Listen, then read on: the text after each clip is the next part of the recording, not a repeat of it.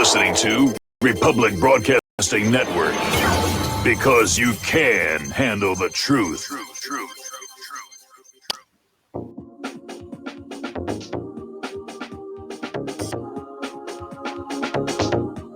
What really happened with your host, Mike Rivero. You're listening to the Republic Broadcasting Network, where you'll find out what the Fukushima's going on. And aloha, America. Welcome to our show today. It is Wednesday, September 11th, 2019, the 18th anniversary of 9/11, America's Reichstag fire, which basically launched decades of war and the transformation of our society away from a free society protected by the Bill of Rights to what we have today, which is ever more draconian as time goes on here. So we're going to be talking about 9/11 a lot here. Meanwhile, the phone lines are open, 800-313-9443. That's 800-313-9443. Mike is in our control room, ready to answer the phone, put you on the air with your comments, questions, and opinions about what's going on here. And I'm pretty sure that every one of us who was alive back then remembers where they were, what they were doing when 9/11 happened. It's one of those events that just sort of burns itself into your memory. And I remember getting a phone call early in the morning, turn on the news, turn on the news, turn on the news. And I did, and it was all just unwinding in front of us. And I had to work that day, and I drove into work listening to the radio, and I got into work, and everybody had TV sets turned on, watching what was going on. Now, Paul Craig Roberts wrote an article the other day called 9/11 After 18 Years. And it is almost scary to think it has been 18 years. There are kids now that have got their driver's licenses who were not even alive back when this all happened. And he starts out his story saying, I would appreciate hearing from readers whether they've come across a report on the print, TV, or NPR media of the highly professional 4-year investigation of World Trade Center Building Number 7's demise. And basically went on to lambaste the corporate media for trying to keep everybody in the dark, which they tend to do. However, the story has broken into the mainstream because the Express over in the UK just ran the story. So it is the beginnings of this is finally starting to get out there. All right, we already have callers on the line here, so let's start with Jim in Illinois. Aloha, Jim. Welcome to the show. What's on your mind? Hello, Michael. I will always remember 9/11 because that's the day I was born, 9/11, 1947. Ah, okay. Yeah, so I won't ever forget 9/11. In fact, when that happened, I got a phone call just like you did, and they said, Jim, turn on the television. And I said, wow, this is really interesting. So I will always remember 9/11. But on the other hand, 9/11 is like April Fool's Day. More lies, and more lies. So it's sort of, telling people that, you know what, we're not going to tell you the truth. We're just going to continue to lie to you. Well, and I'm sure a lot of people have noticed that date, 9/11, also happens to match the emergency calling number on your telephone to try and, convey that sense of urgency and emergency and, bad things are happening. Right. When I was watching CNN that particular day, there were 3 things that really stuck out, and maybe you saw them. The first one was Tom Clancy, the writer. He said, no way could bin Laden been behind what happened on 9/11. He was very adamant about that. And the other thing, do you remember those 2 bicyclists who were interviewed by CNN, and they said they saw a jet shoot down an airplane? Now, you're talking Pennsylvania. Yeah, uh-huh. Yes. Okay. And the final thing, there was a CNN reporter, his name is Jamie McIntyre, and he was at the Pentagon when it happened, and he came out and told his viewers no plane hit the Pentagon. And several months later, he was fired from CNN. Well, we're going to talk about the plane at the Pentagon here in a little bit because obviously I think the plane did hit the Pentagon. It makes sense they would have just gone ahead and done it. There's no point in having any kind of a deception there. But I think the no plane was put on out there to give the media something with which to ridicule critics of the official story. And sure enough, when Popular Mechanics did their debunking the conspiracy theories articles, they always start out with, these people don't even believe a plane actually hit the Pentagon. Yuck, yuck, yuck, yuck, yuck, yuck, yuck, yuck, yuck. Wow. Well, Michael, you're saying a plane did hit the Pentagon. Did they ever Yes. get all of the debris, like the tires, the luggage, the seats, any bodies? Were they ever gathered up? Oh, absolutely. But you need to understand that most of the planes slid into the lower levels of the Pentagon. I have an article, and in fact, on the next commercial break, I'll make a point of putting it up. I should have put it up already as part of the array of 9/11 articles, but it's called "The Pod People and the Plane at the Pentagon," and in it, there's all kinds of photos showing where the wreckage was, where the luggage was, the hole made by the potable water tanks, the wheel rims, the APU from the aircraft, and it's all in there. Wow. Now, are those articles still around, or did they just throw them away? I have no idea where any of that material went. I imagine it was delivered to the FBI initially, and then, probably like so much else with 9/11, it was disposed of. I mean, they got rid of that steel from the World Trade Center just as fast as they could, except for that one piece that they kept for that Navy ship. Well, the material from the towers, wasn't that sent to China? Yeah, it was. And there were a lot of people who said, wait a minute, there needs to be a forensic analysis on this material, to see whether or not there were explosives of some kind being used. And nope, we're just going to ship off this metal just as fast as we can. And, and that's generally the sign of some kind of a deception. I mean, following the siege of Waco and the gassing to death of all those women and children, they literally bulldozed the whole area 6 inches down and took all that material off and buried it in an unknown site. The same thing with that part of Fort Marcy Park where Vince Foster's body was found. They literally went in and re-landscaped it, completely changed it. Same thing with the remains of the Murrah building from Oklahoma City. When they're getting rid of the physical evidence as fast as they can, it's a red warning flag. Wow. Well, Michael, I'm going to let you go because I know you have other callers. You take care. All right, thanks a lot. We're going to switch over to Daniel in British Columbia. Aloha, welcome to the show. What's on your mind? Yeah, aloha, Michael. I'll try and be as quick as possible. I know you've got callers lined up the wazoo. Just a couple of points that I wrote down. Things that I think are different now than they were 18 years ago. Right after 9/11, the idea of a patriot was a great thing. The amount of people that enlisted to go fight war on terror was quite substantial. Now the word patriot will land you on some kind of domestic terror list. And Ilhan Omar swearing on a Quran to get into Congress probably would never have happened 18 years ago. Nor would there'd be a lot more of a fight for against Muslim refugees coming into the United States. So I just think those are two different things that have happened in the last 18 years. They're just quite polar opposites. This country. Go ahead. Yeah, no, I just think I think it's sort of incremental changes over time. I remember hearing in Texas they were beating up people with like Hindus with turbans right after 9/11 because anyone with brown skin was had dynamite strapped to them. And I know as well as you do that the whole thing was an Israeli operation, probably conceived decades before 9/11.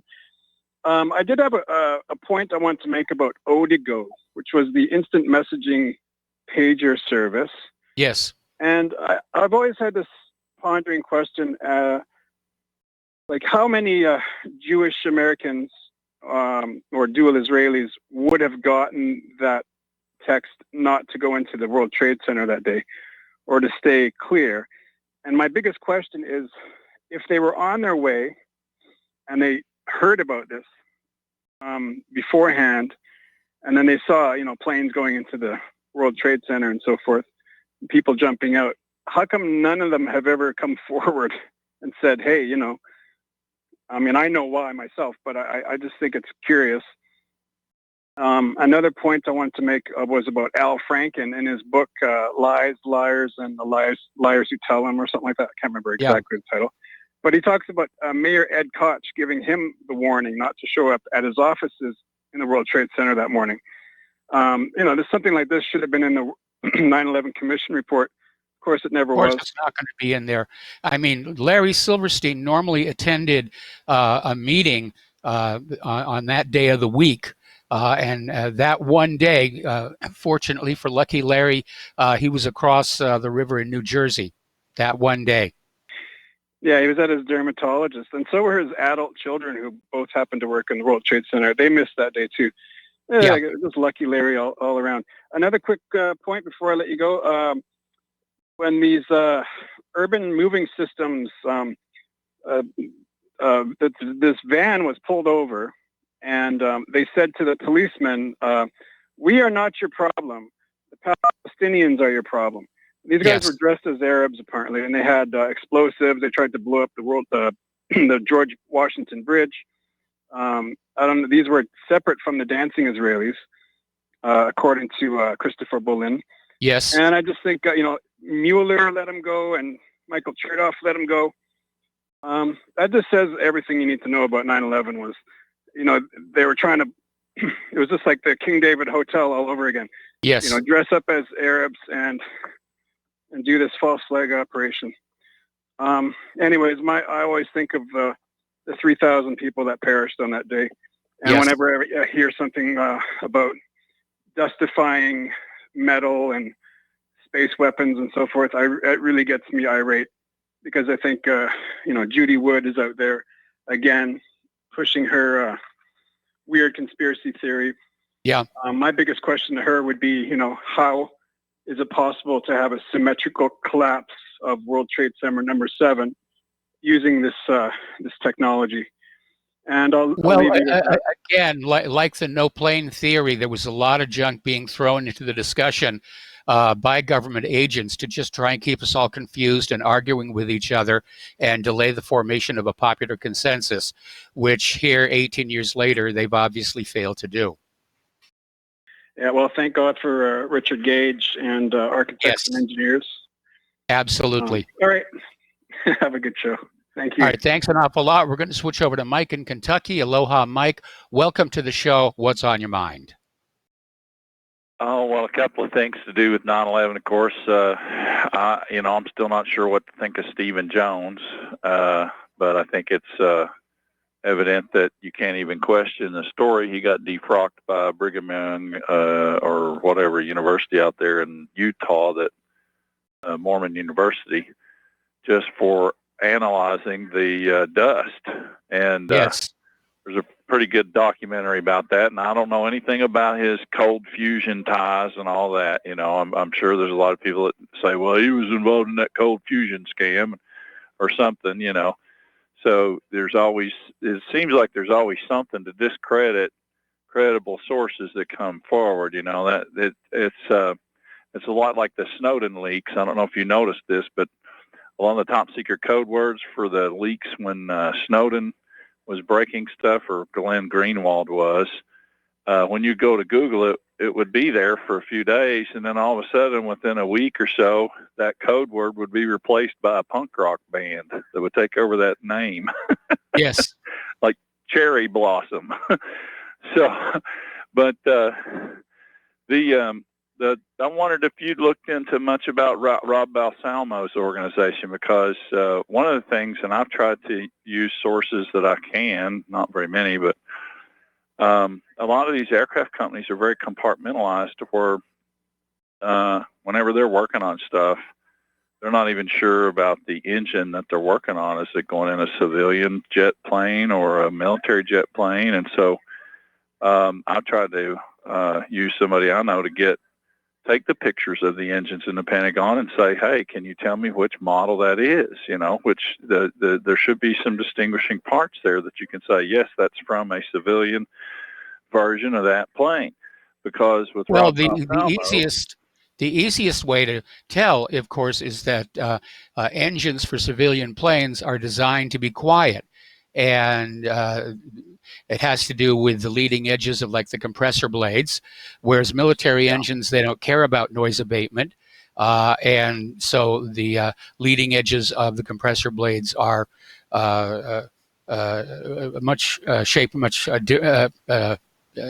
more straight, more razor sharp, and they do make a lot of noise. So that would be one way. Civilian, what I'm getting at is that the speeds of the planes, people would point to that and say that's where the holographic projector people come in and say, oh, look, it was CGI. What you saw was not the planes flying into the building, and they try to debunk the idea. But now, the parts are there. It basically just shows that these people don't understand holography, because a hologram, and I know you're probably watching too much Star Trek, but a hologram cannot hold out its background.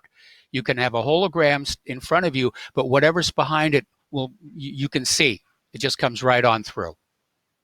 Well, they try to say that the video feeds were rigged, or something, but what I'm getting at is with Rob Balsamo and them, I guess through Freedom of Information Act lawsuits, they claim that they got a hold of the whatever was released to them as far as the data for especially the plane that went into the Pentagon.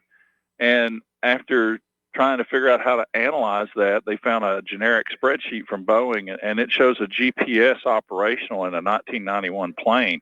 Now, obviously, that can't be a civilian plane if it actually did have a GPS that operational in that data field, or they substituted the spreadsheet. I mean, they substituted the flight data recorder. So you're left with those conclusions that the real situation we're not allowed to have. As far as what the heck hit the Pentagon, I think it was a plane, but if you look at the National Transportation Safety Board's press release, they probably had to sue to get that too. It looks like the thing was headed, and there's delay or whatever lag time in the computer for the flight data versus the end of the log and the official time that hit the Pentagon. It looks like the dang thing was going something close to 490, 470, maybe even as high as 510 knots. And you can't fly a civilian plane that fast at sea level. That's one of the things that well, not unless you want to tear the wings off, but if you're getting ready to crash into a building, I guess you're not too worried about the paint job. As far as the GPS is concerned, it's a spurious argument, because when it was invented, older planes were retrofitted. It's not like you get a 1971 plane and you keep it in that configuration. As new equipment... No, this is a 91 plane. A 91 plane, but I still don't think it's 2001. GPS, in 2001 were the... Hey, GPS was started in 1973. I know. I talked to a guy who worked on the receivers and in the late 70s, and it was phenomenal what they could do with just dead reckoning and trigonometry. They could hit the top of a fence post with a empty shell casing out in the desert Southwest. But now what I'm getting at is that plane in 1991, being a civilian plane, was not allowed to have that. But even in 2001, were civilian planes that old retrofitted to have GPS?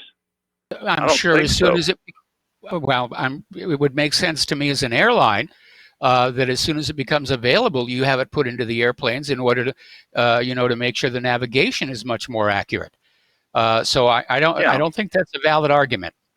Anyway, listen, Mike, got to let you go. Got to get back to the stories here. We're going to take another phone call from Tim in Washington. Aloha, Tim. Welcome to the show. What's on your mind? Yes, Mike, always a great show, a lot of information. So, Mike, have you seen the picture of Building 6? Not Building 7, Building 6. Yeah. Have you seen that? We have to take like we got a break. Yeah, we got to take a break. Stay on the line. We'll be right back.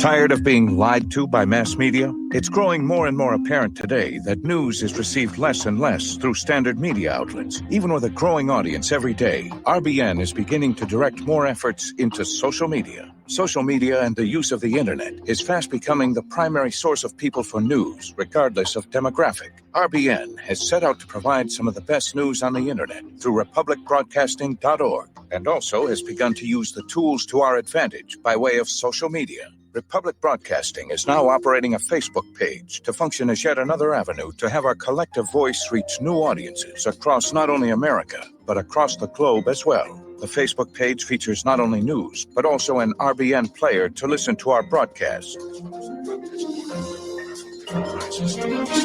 Get involved by visiting facebook.com/Republic Broadcasting and liking our page and share it with your friends and family, because you can handle the truth.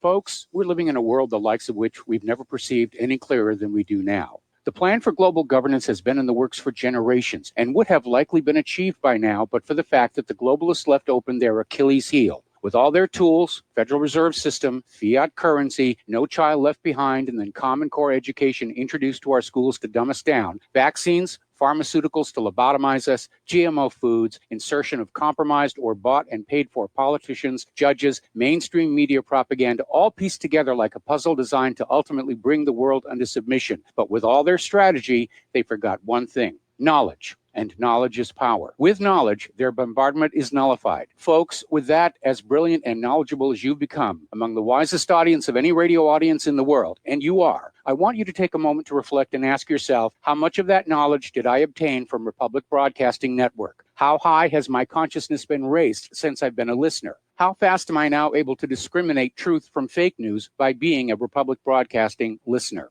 How clear am I now able to see the world since I've been listening to RBN? Ask yourselves those questions, folks. Then ask yourself, what is that knowledge worth to me? Like my morning coffee, how would I survive without it? A voice of truth in a sea of lies. Do we not all need to make sure it survives? Like public broadcasting, we are now finding we can only survive with listener support. Censorship, advertisers being attacked, truth itself being attacked. It's the only way through this. We at Republic Broadcasting humbly ask you to become a supporter. Look at your budget and make a determination of what Republic Broadcasting is worth to you and what you can afford on a monthly basis. Go to republicbroadcasting.org and pledge 20, 30, 40, 50, if possible, 100 a month or more if it's affordable. Click the donate button and become a regular monthly donor. Assure both us and yourself that Republic Broadcasting truth will continue to flow like that morning coffee. The network thanks you.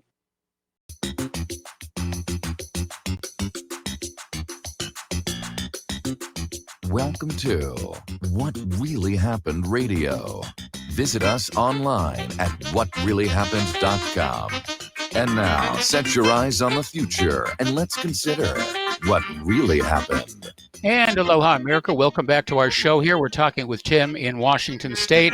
And Tim, you wanted to talk about World Trade Center building number 6. Right. That's the 10-story. It's a small building. It's Yes. a 10-story brick office building in which the roof is gone, all of the floors are gone. You can actually walk through the lobby, go through the front, and you can look up, and it's nothing but 4 complete walls of brick with no floors in it. And that Yep. pretty much means that Judy Wood, she takes the field of battle. There's nothing that can create that. Well, there's except something else. First of all, Judy Wood's directed energy weapons, even the Pentagon has given up trying to get those things to work. Second of all, building number 6 was right next to World Trade Tower 1. And when World Trade Tower 1 collapsed, a lot of that debris fell on World Trade number 6. And that's really what, smashed it all up. Right, but the problem is, Mike, is that there was nothing in the bottom except dust. All the floors were completely gone. A 10-story office building. They were pulverized. No less. They were pulverized. Well, There's no question about that. I mean, you asked if I looked at pictures of Building 6, and I just did over the commercial break here. There's a lot of debris there. It's not just an empty shell. there's a lot of debris from both Building 6 and World Trade Tower 1. So, Judy Wood is one of the people who's out there trying to keep the discussion confused, so that we're arguing endlessly over my nonsense, to be blunt about it. How do you take two 110-story buildings and turn them into dust? Thermite. How does that work? First of all, you need to understand how much machines, no phones, no desks. Tim. I mean, as you said, 110 stories tall. How much momentum is built up falling that far? And what happens when whatever it is, a telephone, a fax machine, hits the ground at that speed? It's going to pulverize. It's not a mystery why those buildings were basically powdered by what happened to them. If you go and look at any other controlled demolition, you will see exactly the same thing. The remains of the building. On another subject about Bolton, right? Well, on another subject about with this Warlock Bolton, you got to be impressed, Mike, with this president. I mean, he's gunned down now a former FBI director, he was a current FBI director. He fired Comey, an assistant FBI director, an Attorney General Sessions, a Deputy Attorney General Rosenstein, and now he's gunned down this monster, this Warlock Bolton. You got to be impressed with Donald Trump. I would have been impressed. I would have been impressed if he'd replaced all of these people with improvements, but instead we just seem to get more and more of the same kind of mindset. And I'm waiting to see who's going to wind up.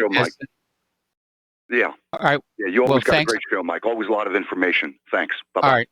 Bye-bye. We're going to switch over to Joe in Tennessee. Aloha. Welcome to the show. What's on your mind?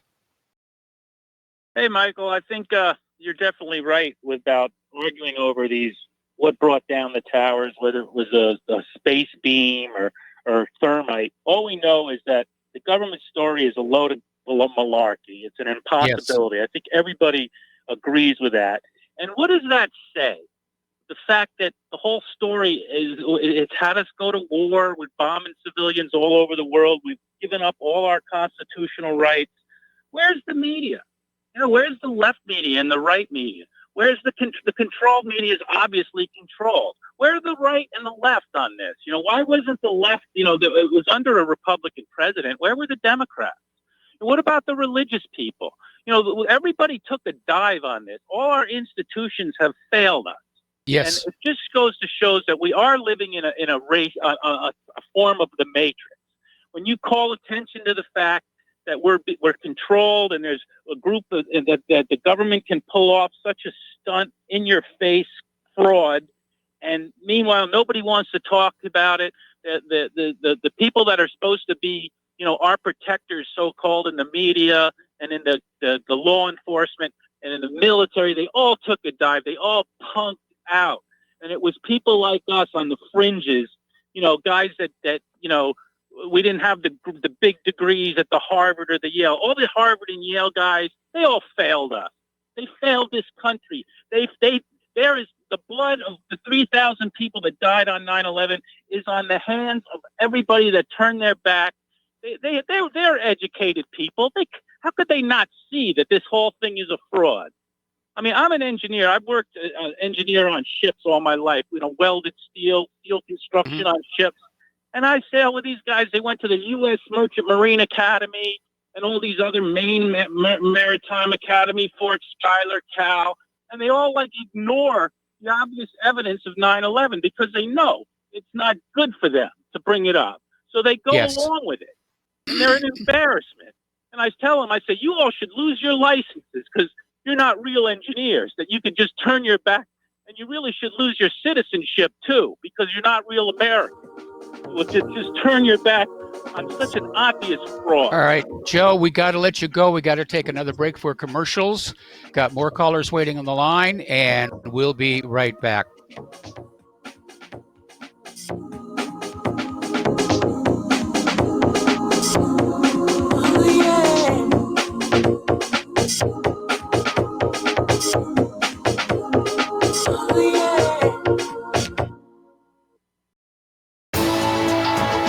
You You are tuned in to the Republic Broadcasting Network. Visit our website by going to republicbroadcasting.org.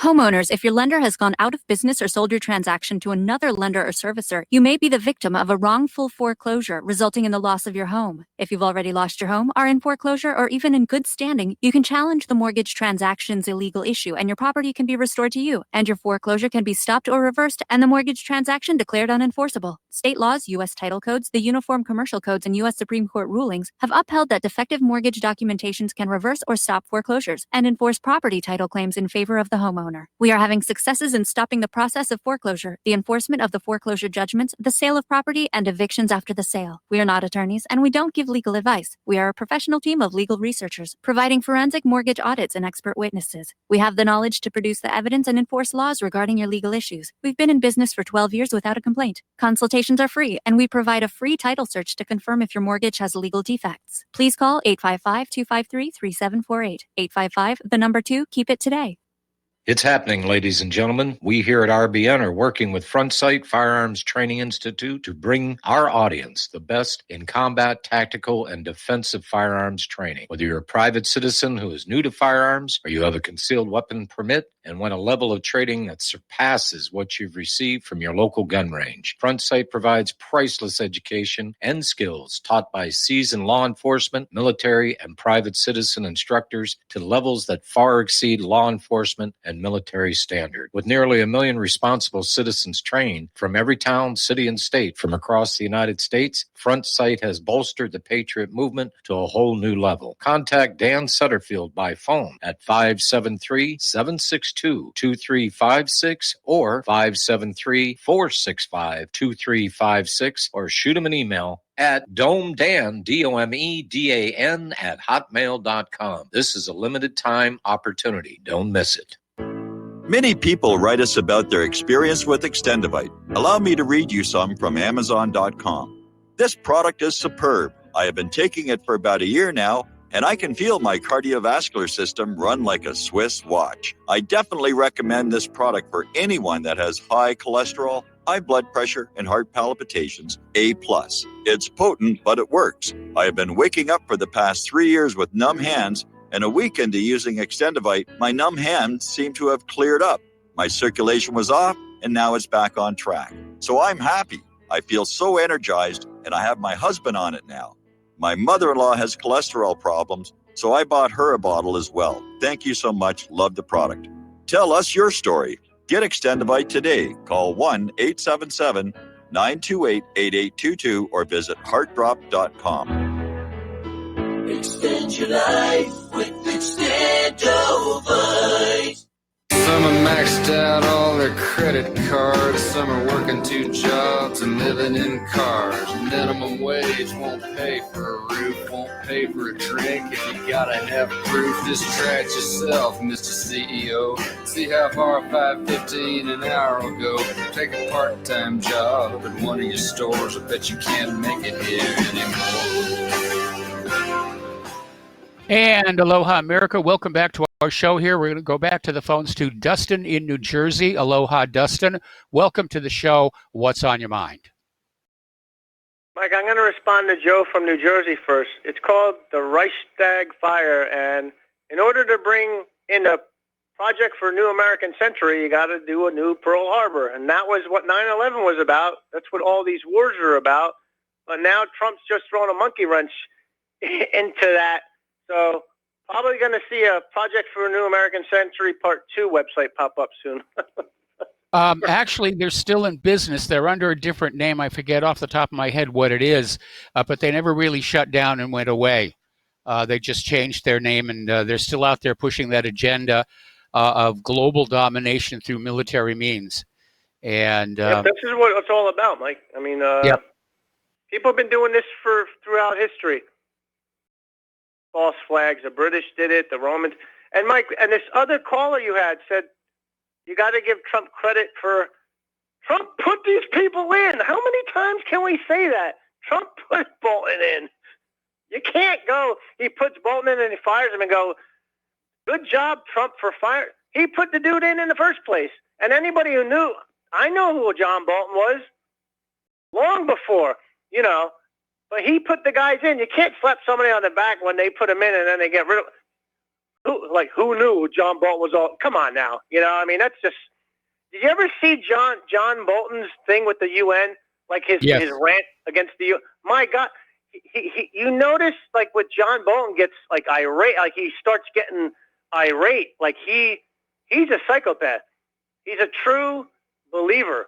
And he's actually a liberal, right? Like he's not, neocons they're like Trotskyites, right? Like they're more, because I noticed like some of these progressives were very, did you see Mitt Romney?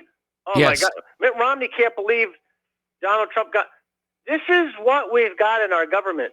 Yeah. Unless they're just backing Bolton because they don't like Trump, but they actually don't like Bolton either. I don't know, but John Bolton is not a good guy, but Mike, he's got to get rid of all these people.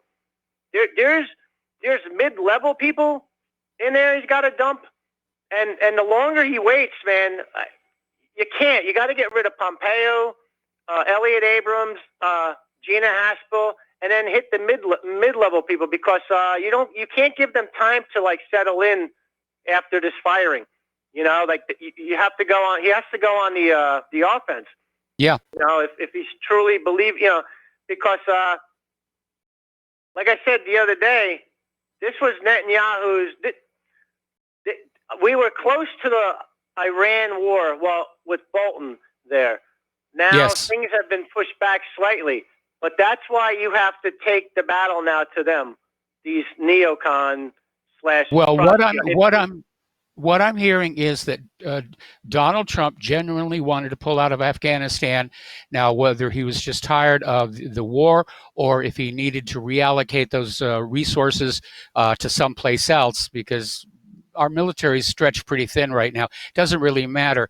But apparently Bolton, working with Pompeo, actively sabotaged Trump's effort to reach an agreement with the Taliban.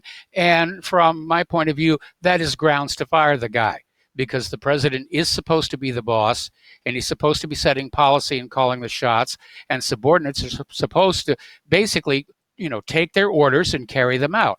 And what I'm hearing is that Bolton didn't. Bolton was basically ignoring what Donald Trump said he wanted and saying, I know best, I know what's, we need to stay in Afghanistan, and I'm going to screw up this deal with the Taliban. Well, I find it amazing. Well, John Bolton has getting his foreign policy from Bibi. Isn't it amazing? John Bolton's supposed to be America first, but he gets all his marching orders from Bibi. So how America first is he? He's a fraud. He obviously isn't. And too many of our politicians are getting their marching orders from Israel. And who knows, maybe they all went down to Jeff Epstein's Manhattan Pleasure Palace, or the one in Florida, or the one in the Caribbean. And that's why Israel has a lock on them now.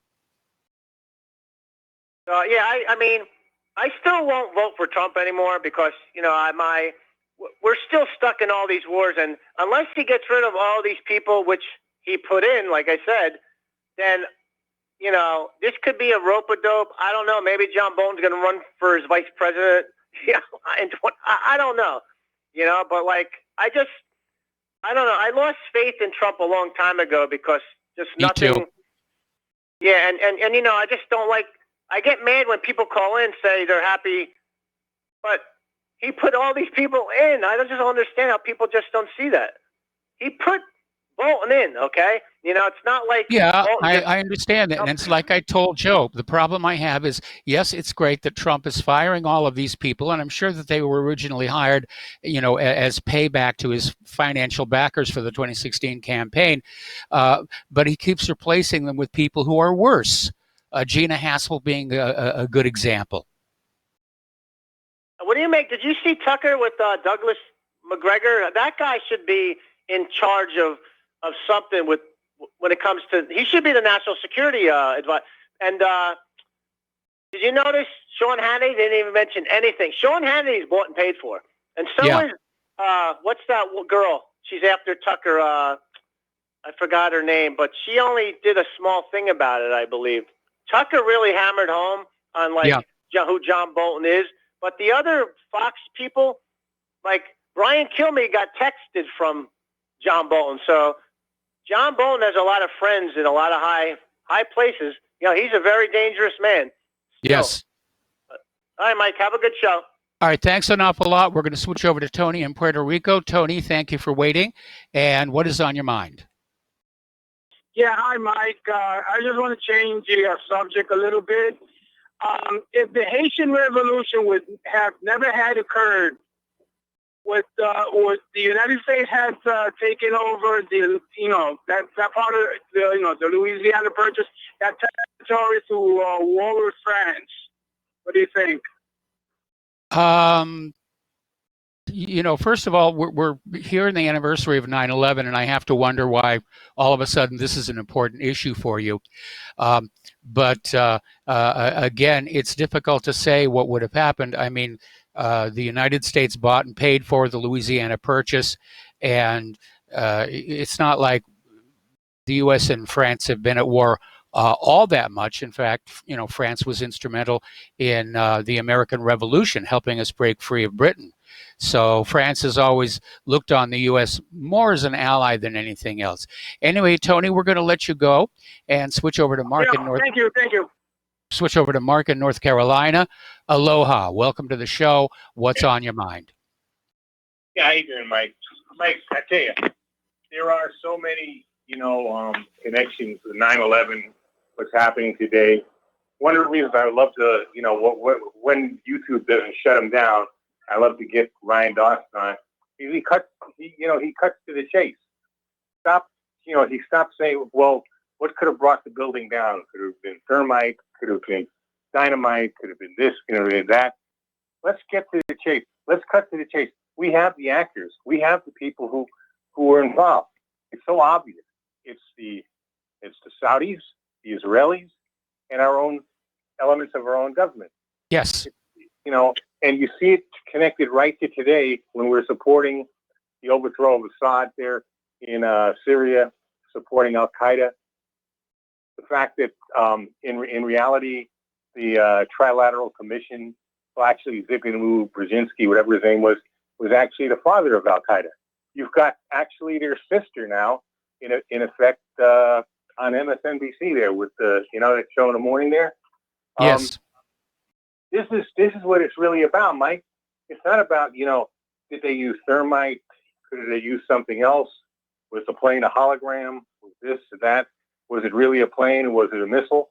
No. Let's get to the actors. We have them. They had them in custody.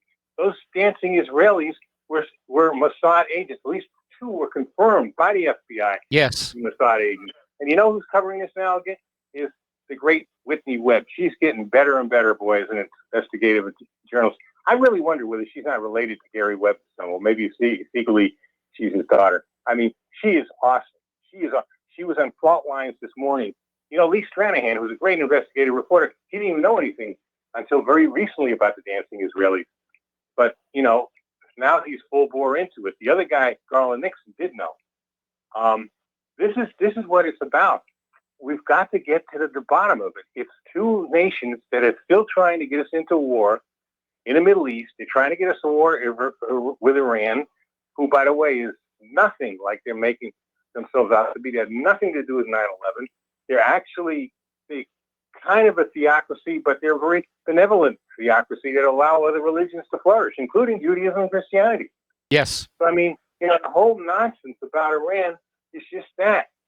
It's an abstraction. That's all it is. Well, I mean, when have you ever seen the United States get ready to go to war with another country and start out by saying, "Hey, these are really good guys, but we're going to want to bomb them anyway"? We're always going to be told, "Oh, they're evil. They lose their car keys. They tap dance barefoot on shag carpeting. They pass wind in elevators," and you're just going to get this constant thing about these people are so bad and so evil that they deserve what the United States government is about to do to them. I posted something today on my Facebook this morning. It was actually, I had it on there a couple of years back, and it was like how they they posted a reminder that on this day and it was a picture of Assad, Bashar al-Assad, and his wife, who, you know, and decent things the man is doing. What a decent, good guy he really is. Yes. I got a, not a text. I got, what do you call it on not Twitter, on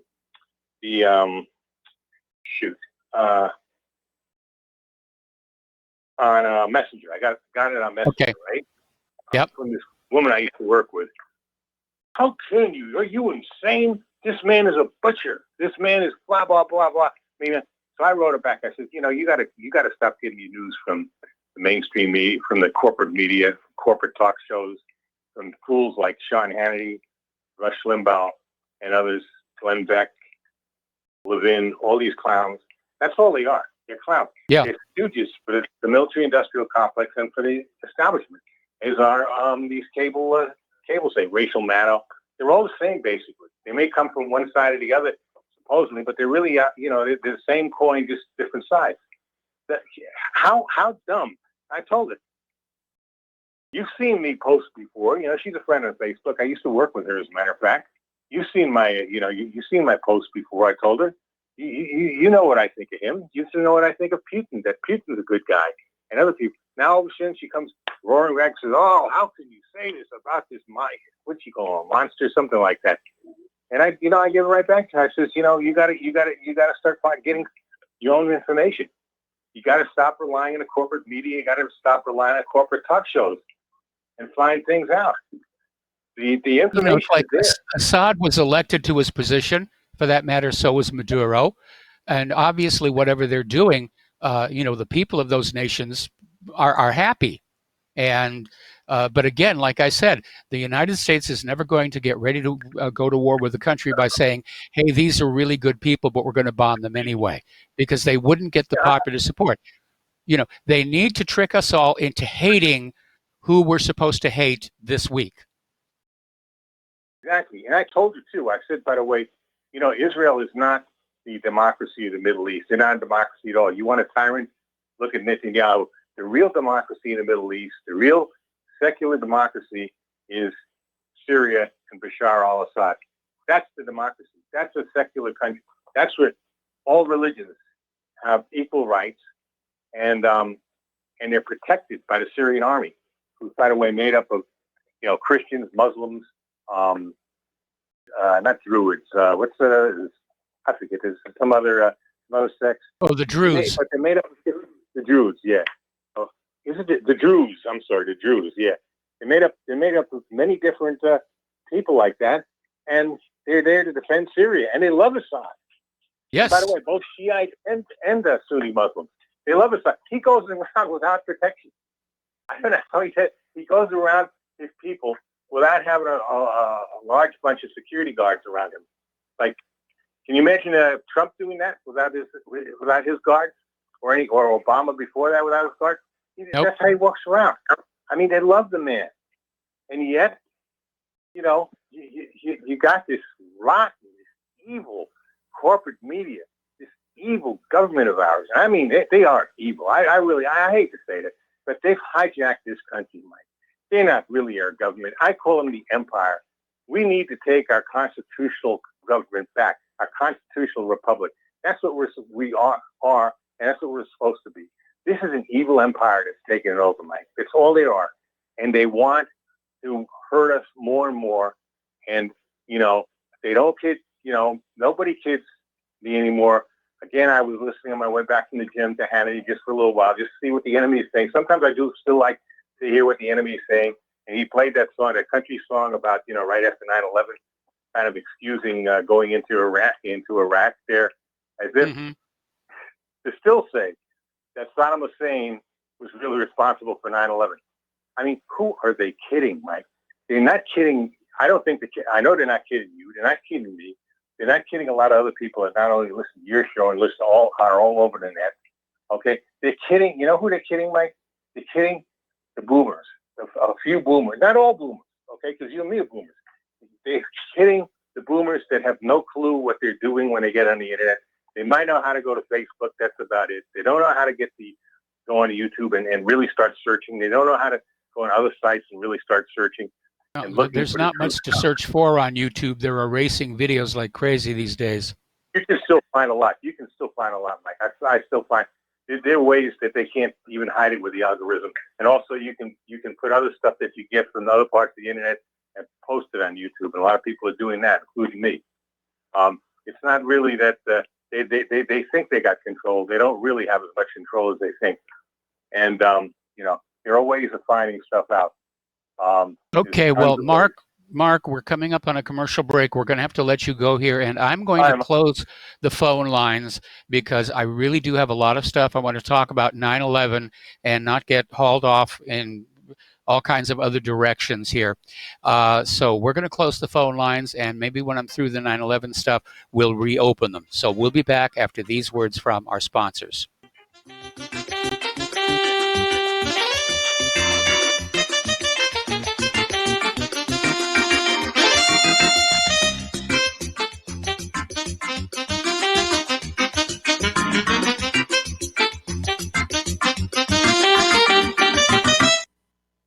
Hi, folks. CBD is the home run hitter for health right now. Why, you ask? Because of what it does for the body. Unfortunately, I can't tell you all about the benefit. There's reasons. Do your due diligence and log on to ancientlifeoil.com. That's ancientlifeoil.com. Ancient Life Oil uses organic ingredients and is blended in coconut oil for some of the best benefits. Legal in 50 states and non-psychoactive. Log on to ancientlifeoil.com. That's ancientlifeoil.com. Hey, is that a new music app? Yeah, check it out. Surfer Music Discovery. It links to thousands of online stations, but the twist is you see the song names and artists that are now playing live. That's different. No guessing. Looks like a waterfall of music. So many formats. Rock, oldies, country, R&B, jazz, and a whole lot more. How's that spelled? Surfer. S-U-R-F-R. Is it expensive? It's free. No need to sign up or sign in. Get the Surfer Music app free from Google Play or the App Store. Corporate media dominates the American opinion. Finding independent voices that counter this avalanche is becoming increasingly difficult. With the endless corruption running rampant throughout our government, independent voices are needed more than ever to battle the offensive against our freedoms and liberties. As a listener of RBN, no one understands this concept better than you. Now it's up to you to do your part. The time has come for you to take action and begin broadcasting the truth to hundreds or thousands of people every month. Sound impossible? Quite the contrary. With pointed slogans from LibertyStickers.com, you can reach countless sleeping Americans unaware that they live in a real-life wonderland. LibertyStickers.com has a huge inventory of political bumper stickers and messages that reflect the truth about our government, our politicians, and the future of America. With so many in stock, there's one perfect for you. Visit us today at LibertyStickers.com. Again, that's LibertyStickers.com. Do your part. Your voice is important. Let it be heard. Don't regret growing old. It's a privilege denied to many. Heart disease is taking our youth from us. Young people in their 30s, 40s, 50s, and beyond are dying needlessly. One of the hardest messages I've ever had to deliver is to convince people that something natural like Extendivite should be taken as a preventative measure. I'm sure you heard an ounce of prevention is worth a pound of cure. Extendivite is that ounce. Take Extendivite for 1 year and see what your doctor has to say and how much better you feel. Herbs take time to address the problem. It took years of life to have a problem. Give Extendivite 1 year to fix the problem. Don't wait until it's too late. Call 1-877-928-8822 or visit heartdrop.com or visit us on Amazon. Extend your life with Extendovite. What this country is coming to, I sure would like to know. If they don't do something by and by, the rich will live and the poor will die. Doggone, the panic is on. Can't get no way, can't draw no pay. Unemployment getting worse every day.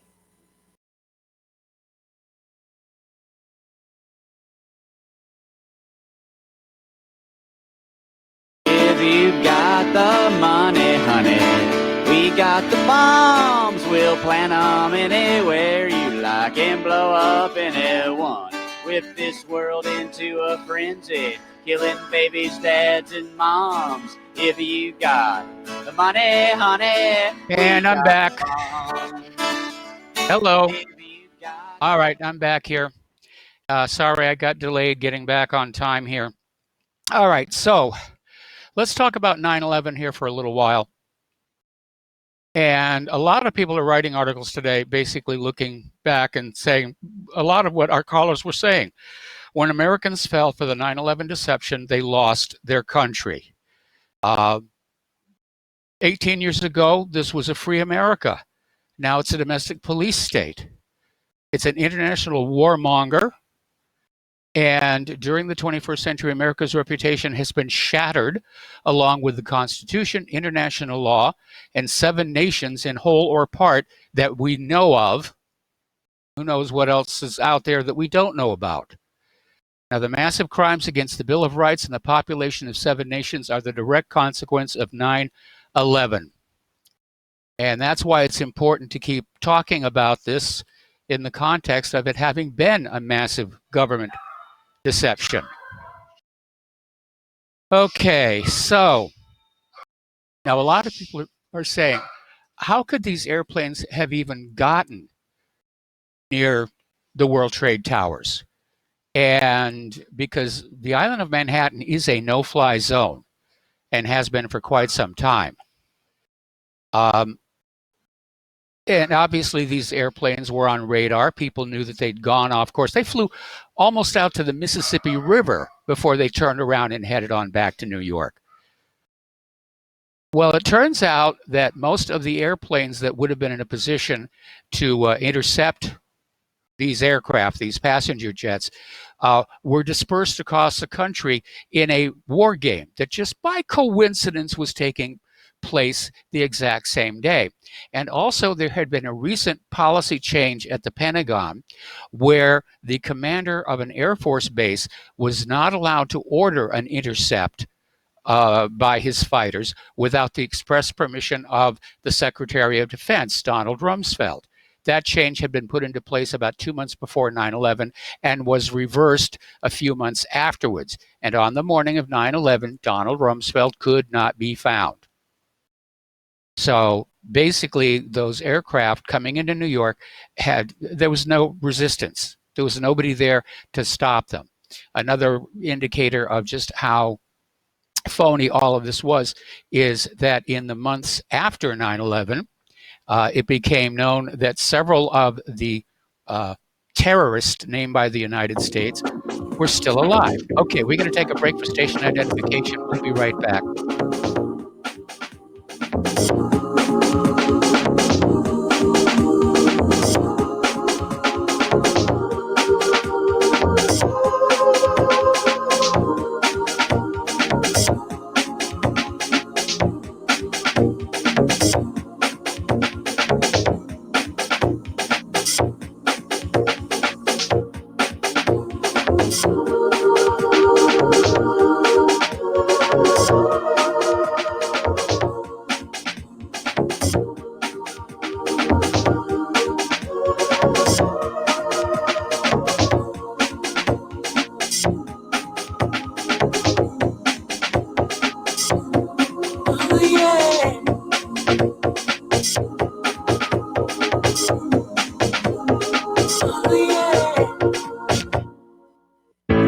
How healthy are your arteries? Deteriorating circulation has a number of early warning signs. High cholesterol, high blood pressure, fingers and or toes often go cold, arms and or legs often go to sleep, sharp diagonal crease in the earlobe, short walks cause cramping or pains in legs.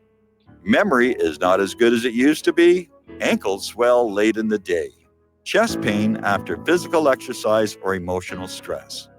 If you experience even one of these symptoms, your circulatory system is crying out for attention.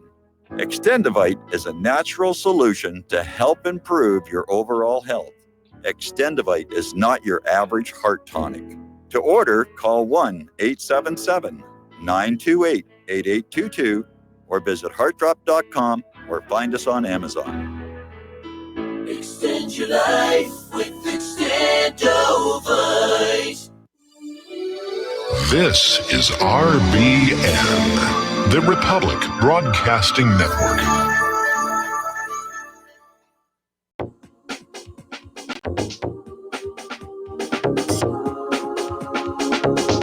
What Really Happened with your host, Mike Rivero.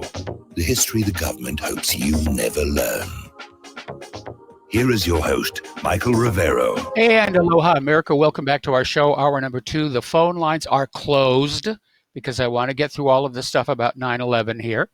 And as I was saying before we went to the station break, in the months after 9/11, remember they had this list of these are who the hijackers were, and it turned out at least 7 of them were still alive. One of them was actually a pilot for the Saudi Airlines who sued the U.S. government for defamation.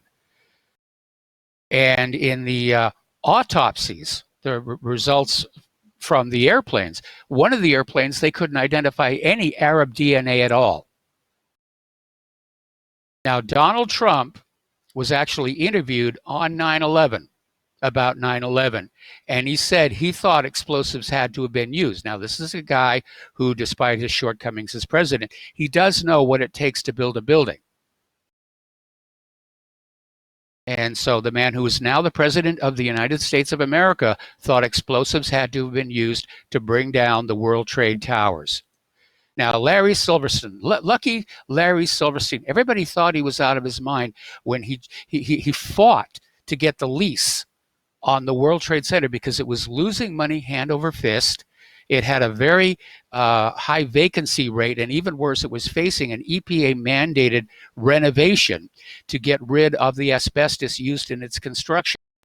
And these renovations had already bankrupted the companies that owned other buildings in that part of town. And so everybody thought Larry was just out of his mind, working as hard as he did to get that lease. And then lucky Larry, the terrorists come on in, they knock down the buildings, the taxpayers pay for the cleanup of all that asbestos. And it turns out he was already planning for a new World Trade Center in April of 2000, was working on the blueprints. Now, another odd little thing that happened on that day is that somebody massively short-sold the stocks of the airlines that were involved in the impact, figuring that their stock price would plummet, which it did. And whoever it was, they never found out because somebody got cold feet at the last second and refused, basically never showed up to claim their earnings here. Another one had to do with a major financial company that was in one of the World Trade Towers. And just before the plane hit, there was an overseas order to transfer a huge amount of money.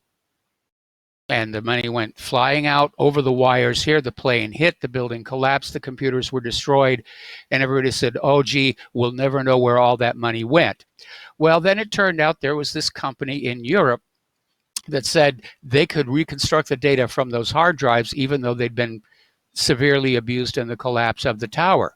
And they were starting to do the work when they were purchased, and the reconstruction of the World Trade Tower discs was basically shelved.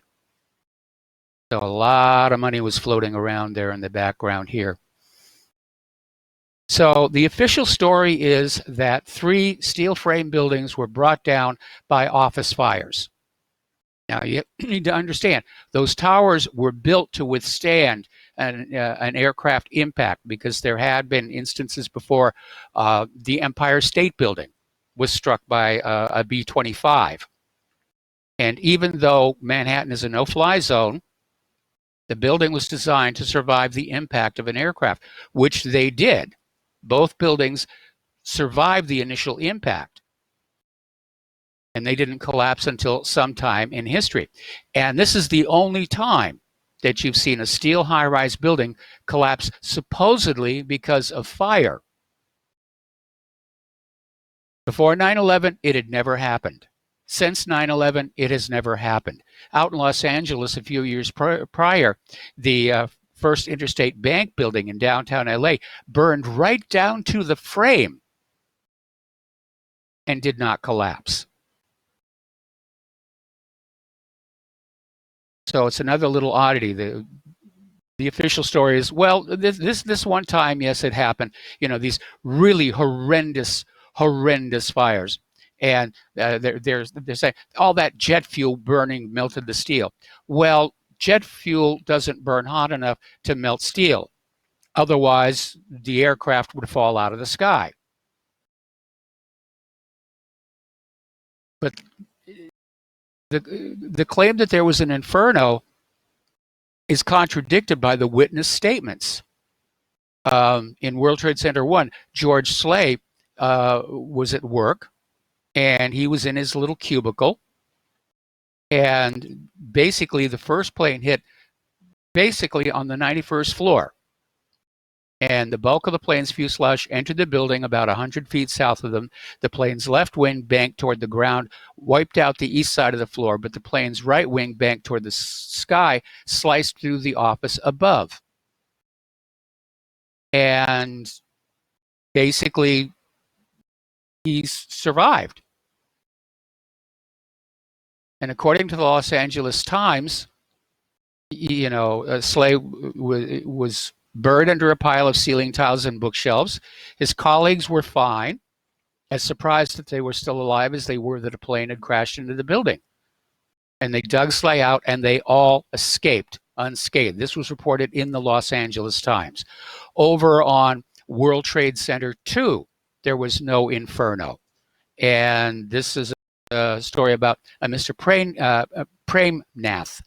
And the plane impacted the floor he was on, and yet he only saw flames flickering about. The World Trade Center floors were open plan. There were no solid walls. Now, if the official count of the infernos, 800-degree centigrade inferno, were true, nobody would have survived on that floor. I mean, there are photos and videos of people looking out the holes made by the planes and, you know, waving to people on the ground. So what really did bring the buildings down? Well, the most likely theory is that it was brought down as a standard demolition using shaped charges and thermite. And this is backed up by this rather well-known photo of a first responder basically standing on the record. He's a fireman. He's talking on a radio. And behind him, you can see the load-bearing members of the World Trade Towers, and they are all carrying these diagonal scars with melted metal all over them, which is exactly what you would see in a thermite-controlled demolition to cut the load-bearing members. So as you know, there's been this new study done by the University of Alaska and partnered with Architects and Engineers for 9/11 Truth, which basically says World Trade Center 7 could not have been brought down by fire. Remember, it was not hit by an aircraft. And they're saying 4 years of computer modeling have conclusively proven that World Trade Center 7 had to be brought down by the nearly simultaneous collapse of every single one of its support columns. And that is a controlled demolition. Now, interestingly enough, a lot of people, surprisingly, at first didn't even know there was a third building involved. The official 9/11 report talks about World Trade Center Tower 1 and Tower 2. Doesn't even mention Building 7. There was an addendum that was prepared, and there was a big court fight to get it added to the official report on 9/11. And the court said, yes, it's got to be distributed with the 9/11 report, but it never was. They simply threw the books away of the addendum. And so as a result, most Americans didn't even see the collapse of Building 7. But somebody went on out and did a survey. It was YouGov on behalf of Architects and Engineers for 9/11 Truth. And after seeing the video footage of Building 7 coming down from 4 different angles, the majority of Americans doubt the official story. And 21% still think the official story is true. 27% said they're not sure. But 52% said, yeah, they think the official story is bunk. So We're winning. We're winning the battle for truth here. Now, one of the interesting aspects about Building 7, of course, is the fact that BBC reported on the collapse of the building something like 26 minutes before it actually happened. There is a very famous video of the BBC reporter standing at the window of another building nearby, reporting on the attacks on World Trade Center, and reporting on the collapse of the Salomon Brothers building, which was the formal name of World Trade Center building number 7. And it's still standing behind her. And you can see it. Now, that video, unfortunately, has been purged from the internet, but there's still a lot of still clips from it that are out there. BBC was asked, how do you explain this? BBC said, we have absolutely no explanation for it. And by the way, we've thrown away the raw video footage, so we can't do any analysis.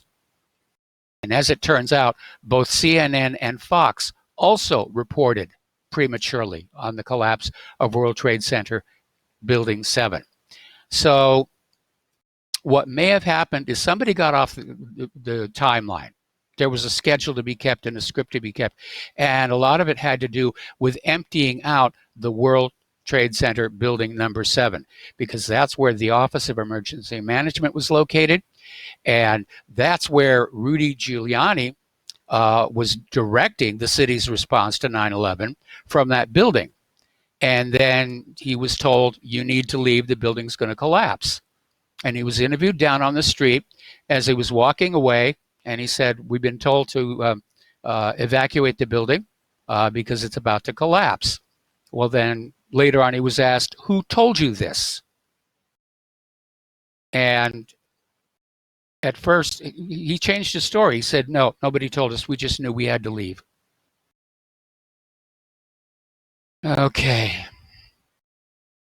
One of our callers mentioned Odigo, which is this instant messaging service, and 2 of its workers received messages before the planes used in the World Trade Center attacks had even left the runway, predicting the attack would happen. Now, Odigo is owned by Israelis, and it provides backbone services for many of the instant messaging services used in the United States of America. Now, the FBI went on in. Apparently, a technician there at Odigo captured the IP of who was sending the warnings. The FBI took that, never heard from that again. So, at this point, it seems relevant to mention the story of the Israeli spy ring. And prior to 9/11, just prior to 9/11, the FBI had uncovered the presence of a massive spy ring inside the United States run by the government of Israel. And it was discovered because drug enforcement police who were going after Israeli drug smugglers who were dealing in things like ecstasy, their raids were being thwarted. The drug lords were somehow getting advance warning. And this led back to some of the companies owned by Israel that are allowed to have access to America's communication system. There's Amdocs, which processed billing records, which allows them to know who's calling who. And then there was Comverse Infosys, which had built an eavesdropping system built into the phone system. Used to be in the old days, they'd have to use alligator clips and a wire to listen to a phone call. Not with Comverse Infosys. Just type in a number on a keyboard anywhere in the country and it would be right there. And somebody had cracked into the police paging network and they were reading off the messages of the impending raids and warning the drug dealers. So they caught the spy ring, largest foreign spy ring ever found in the United States of America. And Carl Cameron did a 4-part story on it, and over at Fox News, which Fox News subsequently pulled off of their website. And the other talking heads sharing the set with Carl Cameron made a big deal of saying, but there's no evidence to connect these Israeli spies with 9/11. There's absolutely none whatsoever. He thinks they doth protest way too much. Then we have the story of the dancing Israelis. And these 5 men had set up video cameras aimed at the Twin Towers prior to the attack. indicating they had foreknowledge of what was going to happen, and they were seen congratulating one another afterwards. Police received several calls from angry New Jersey residents claiming Middle Eastern men with a white van were videotaping the disaster with shouts of joy and mockery. One witness said they were like happy, you know. They didn't look shocked to me.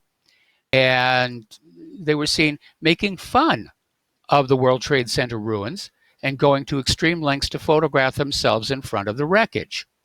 Now, this is one of the two groups of Israelis who were arrested, and it basically shows foreknowledge. Now, that video that was shot by these Israelis, two of whom were known to be Mossad agents, and they were using urban moving systems as a cover.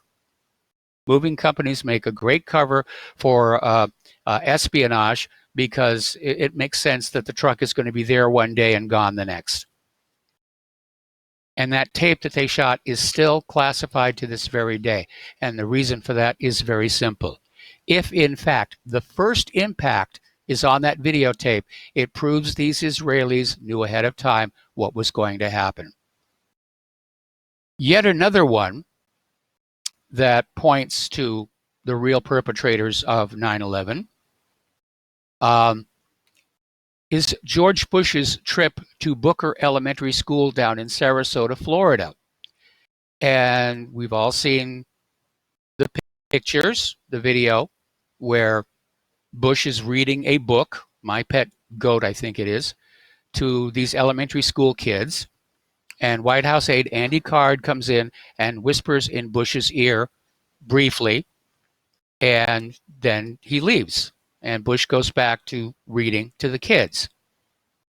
Now, later on two separate occasions, Bush said that was when he realized the nation was under attack, because he claimed that he had seen the first impact on the first tower, which was impossible. There was no live video coverage of that first impact.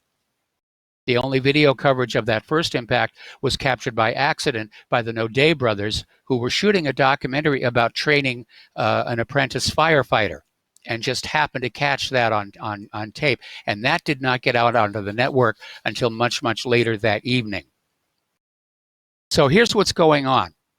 If you go back and you look at the video of the attempted assassination of Ronald Reagan, you see how fast the Secret Service are trained to move. They just go on instinct, and yet nothing happened. Supposedly, the nation is under attack. There's an unknown number of planes crisscrossing the country, crashing into buildings, and there was actually a drill going on, simulating the hijacking of multiple planes. And that made it hard for the flight controllers in the air traffic control centers to sort out who was doing what. So from the point of view of the Secret Service, if the official story is true, they're sitting in that school.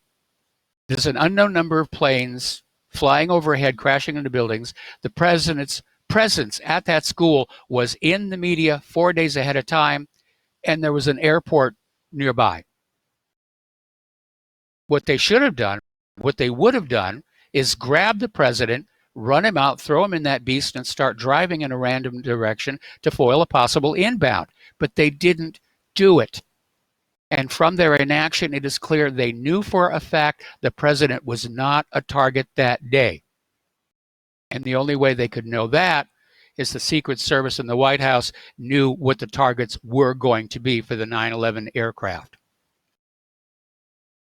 And I call this article "The Dog That Did Not Bark" because it's basically, that was the plot line of a Sherlock Holmes story called The Silver Blaze, where Holmes solves it by the fact that the dog did not bark in the dead of night when the crime occurred. Why? Because the criminal was the dog's master.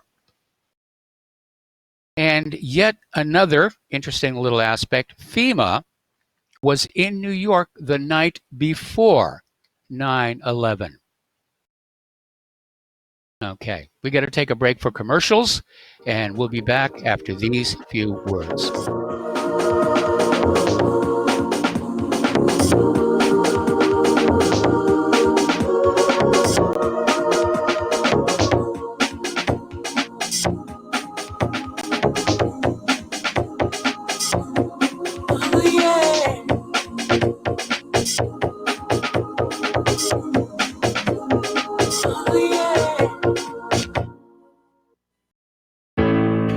Reviews for Extendivite are amazing.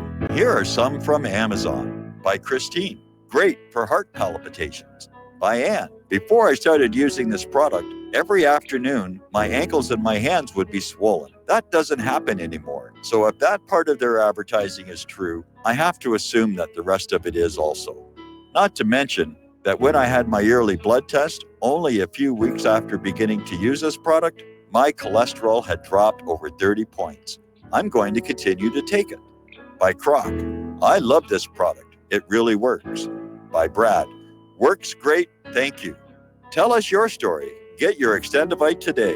To order, call 1-877-928-8822. That's 1-877-928-8822 or visit heartdrop.com. Extend your life with Extendovite. As a listener of RBN, you're surely concerned about being informed and being ready for whatever may come. Please consider the following questionnaire as a soul-jarring wake-up call. If you answer no to more than 2 of these following questions, you probably aren't going to make it through any major disruption in our country. The questions were compiled by people that have been there. Are you really ready? Do you own your own firearm for the primary defense and protection of you and your loved ones? Have you ever been professionally trained to stand against life-threatening behavior? Have you ever practiced enough to fire 500 rounds during a 2 to 4 day time frame, day and night? Can you load, unload, fire, and clear a jam in total darkness? Have all the adults in your household been professionally trained? Are you, life and death, comfortable with your abilities with pistol, revolver, shotgun, and rifle? Are you aware that everything that you do to prepare for an emergency is a waste of time, money, and energy? If you haven't honed your abilities to their highest level to protect and keep what you have, do you have the repair parts that will most likely be needed for each of your firearm, and do you have the ability to install those parts? Could you completely clean every firearm you own? Are you aware that your body won't go where your mind hasn't been? In other words, without proper training, followed by regular practice, you probably will not win a gunfight. Well, how did you measure up? Take the once-in-a-lifetime opportunity to start correcting your deficiencies by receiving your Commander Lifetime Membership with Front Sight Firearms Training Facility. A one-time donation to RBN for $500 will give you a Commander Lifetime Membership at Front Sight as a tremendously huge thank you bonus. See details on RBN's webpage to make it happen. The clock is ticking. You had better be ready before it happens.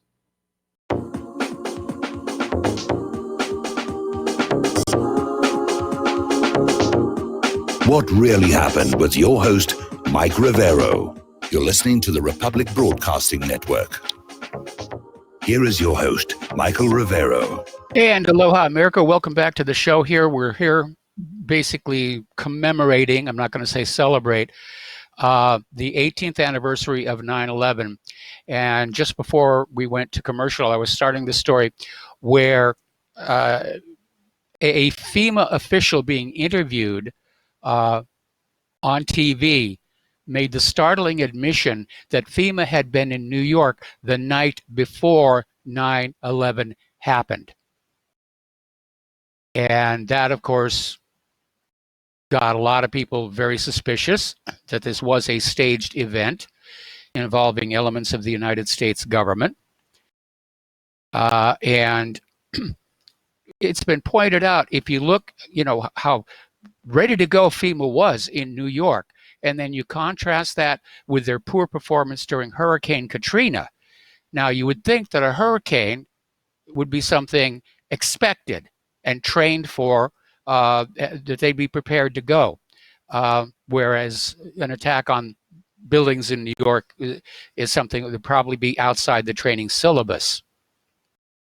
But FEMA was there on the ground in New York the night before it actually happened here. Interestingly enough, FEMA had their own World Trade Center collapse analysis that was basically run by the same principal investigator who had led the FEMA study of the Oklahoma City bombing. And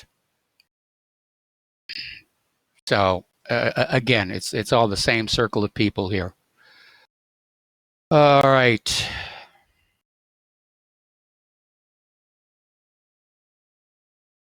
All righty.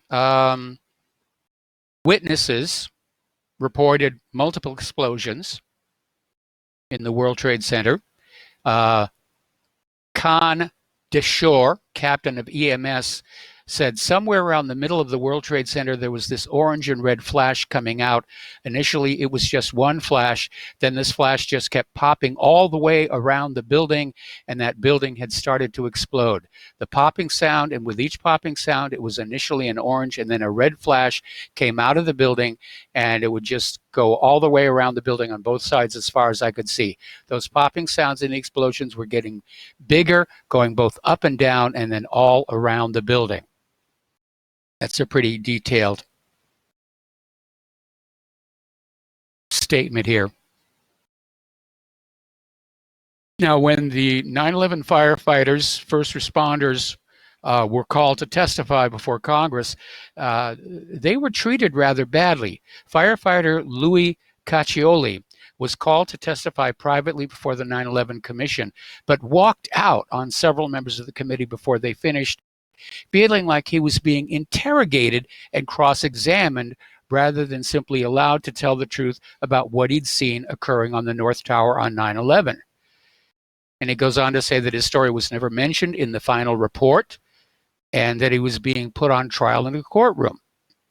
And he said they were trying to twist his words and make the story fit only what they wanted to hear. And all he wanted to do was tell the truth, and when they wouldn't let him, he walked out. The whole experience was terrible. Okay, so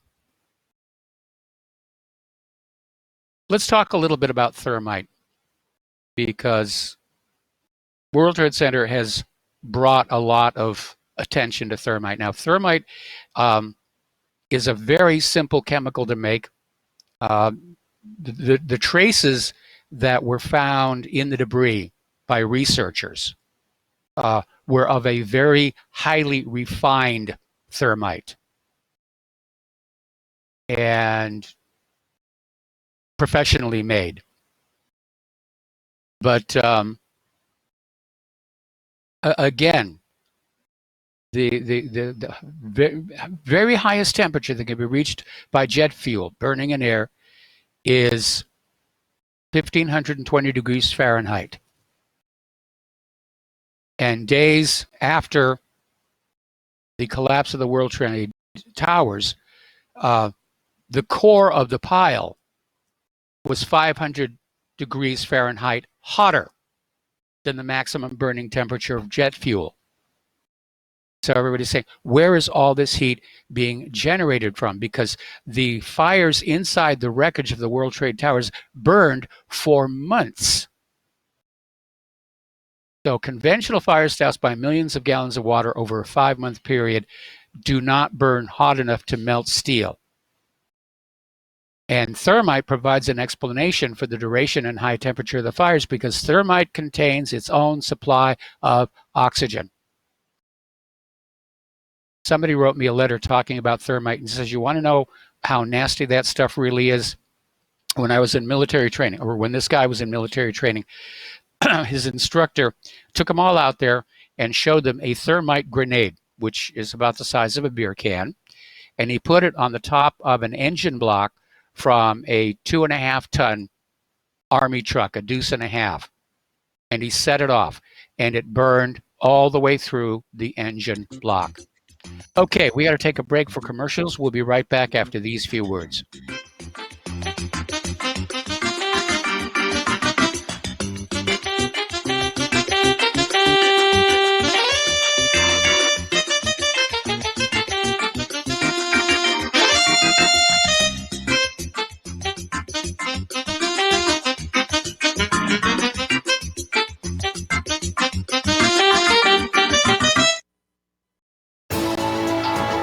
You are tuned in to the Republic Broadcasting Network. Visit our website by going to republicbroadcasting.org.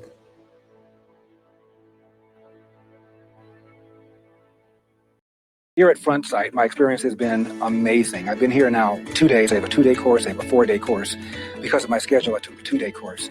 And I'm just learning so much about the operation of a firearm, the safety of a firearm, how to hold it properly, how to shoot it, how many times to shoot. So much stuff that I had no idea about. The instructors were patient, they were very calm.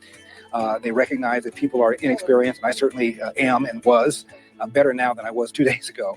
But they take your time. You can ask the dumbest question, and Lord knows I asked a number of them, and they very patiently responded. So you just know a lot more about safety, about protecting yourself and protecting your loved ones, which is what this is all about. I took the course with my girlfriend, Nina. It was a lot of fun.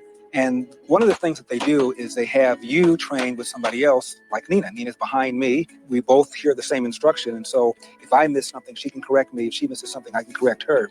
It also makes you feel more relaxed because you're with somebody you know, and you're with another person who knows about as much or about as little as you know. And so when they fumble around and you're watching them, you don't feel quite as stupid if you fumble around. You can also watch somebody get better and better as you've gotten better and better. So you have some sort of bar so you can tell how much better you're getting. The other thing is it's just a collegial atmosphere.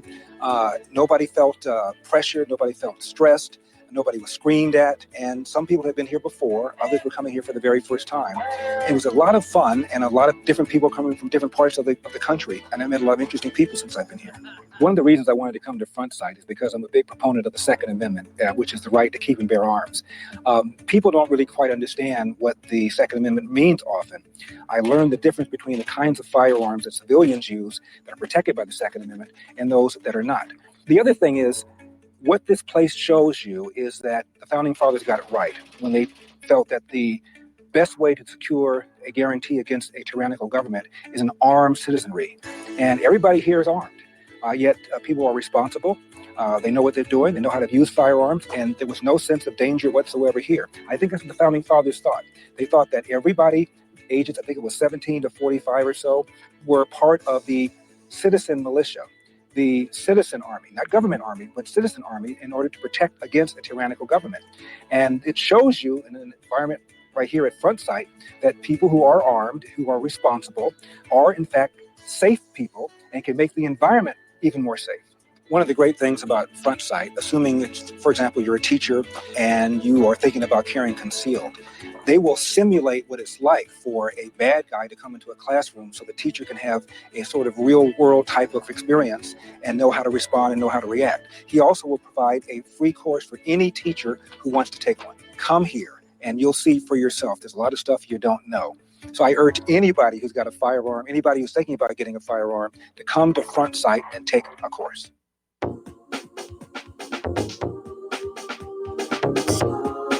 What really happened with your host, Mike Rivero. Join Mike on the air. Call toll-free 800-313-9443.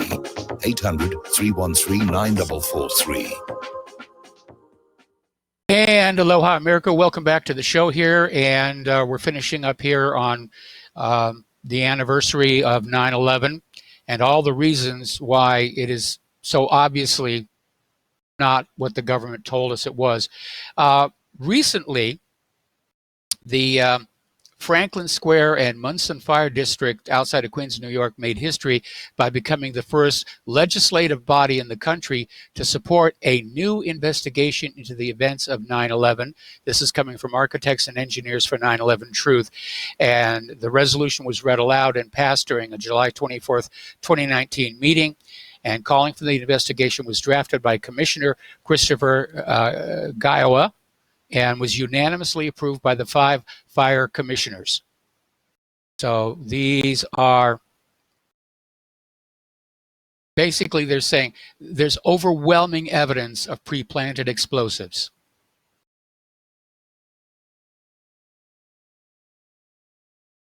Let's down here to, yeah, there we are.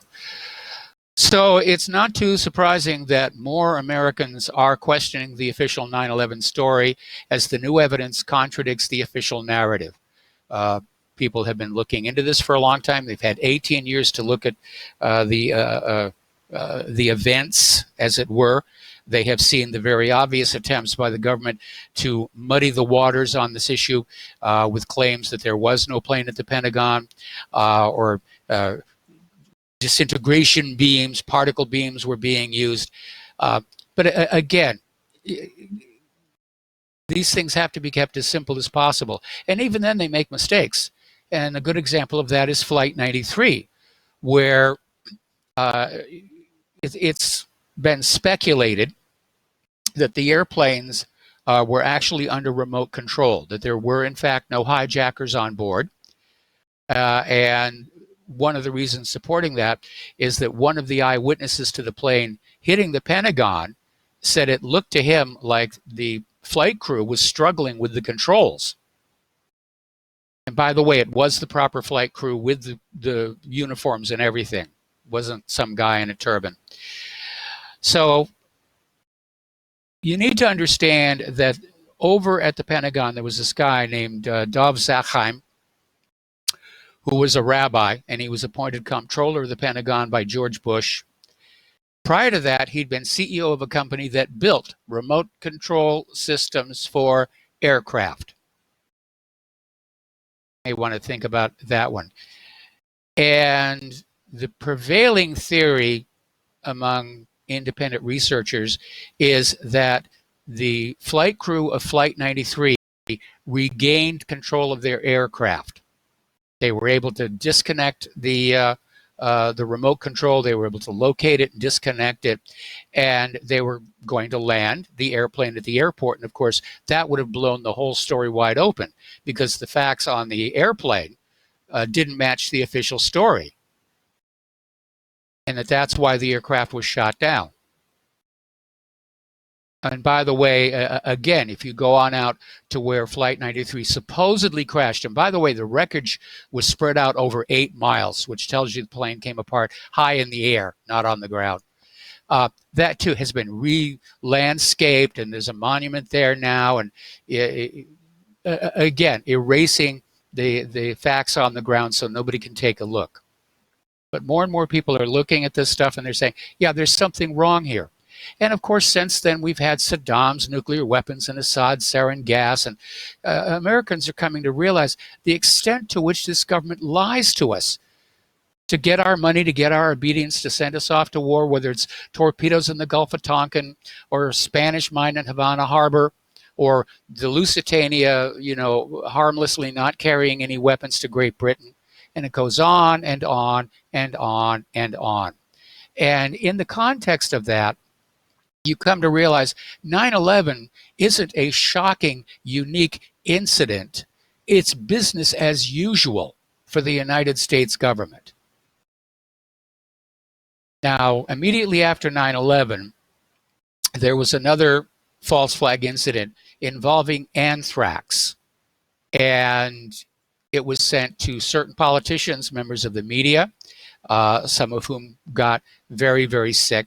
And the letters were all written and addressed to look like they came from semi-literate Muslims. But eventually it turned out the anthrax contained in them came from USAMRIID, a U.S. government biological weapons laboratory. And Judicial Watch sort of blew the whistle that White House staff had been taking the antibiotic Cipro, which is effective against anthrax, a month before 9/11. So there we are. All right, we're going to take a phone call now. The lines are open. Al in Canada, aloha. Welcome to the show. What's on your mind? Hi, Mike. Do you know of any official government story that has changed? Well, they always try and refine them and edit them. Especially if somebody really does come up with something that calls into doubt the official story, they'll come back and they say, oh, well, what we meant to say is blah, blah, blah, blah. Because, we're, over 50 years after John F. Kennedy. Yeah. The official Warren Commission story. Ford admitted to moving the bullet hole, and there was a House Assassinations Committee set up, and they proved beyond a shadow of a doubt there had to have been at least one more shooter, if not more. Yes. And yet the official story has never changed. It's still being taught in the school textbooks. Lee Harvey Oswald acted alone. John Wilkes Booth acted alone, which is kind of weird because the government executed 6 other people for the assassination of Lincoln.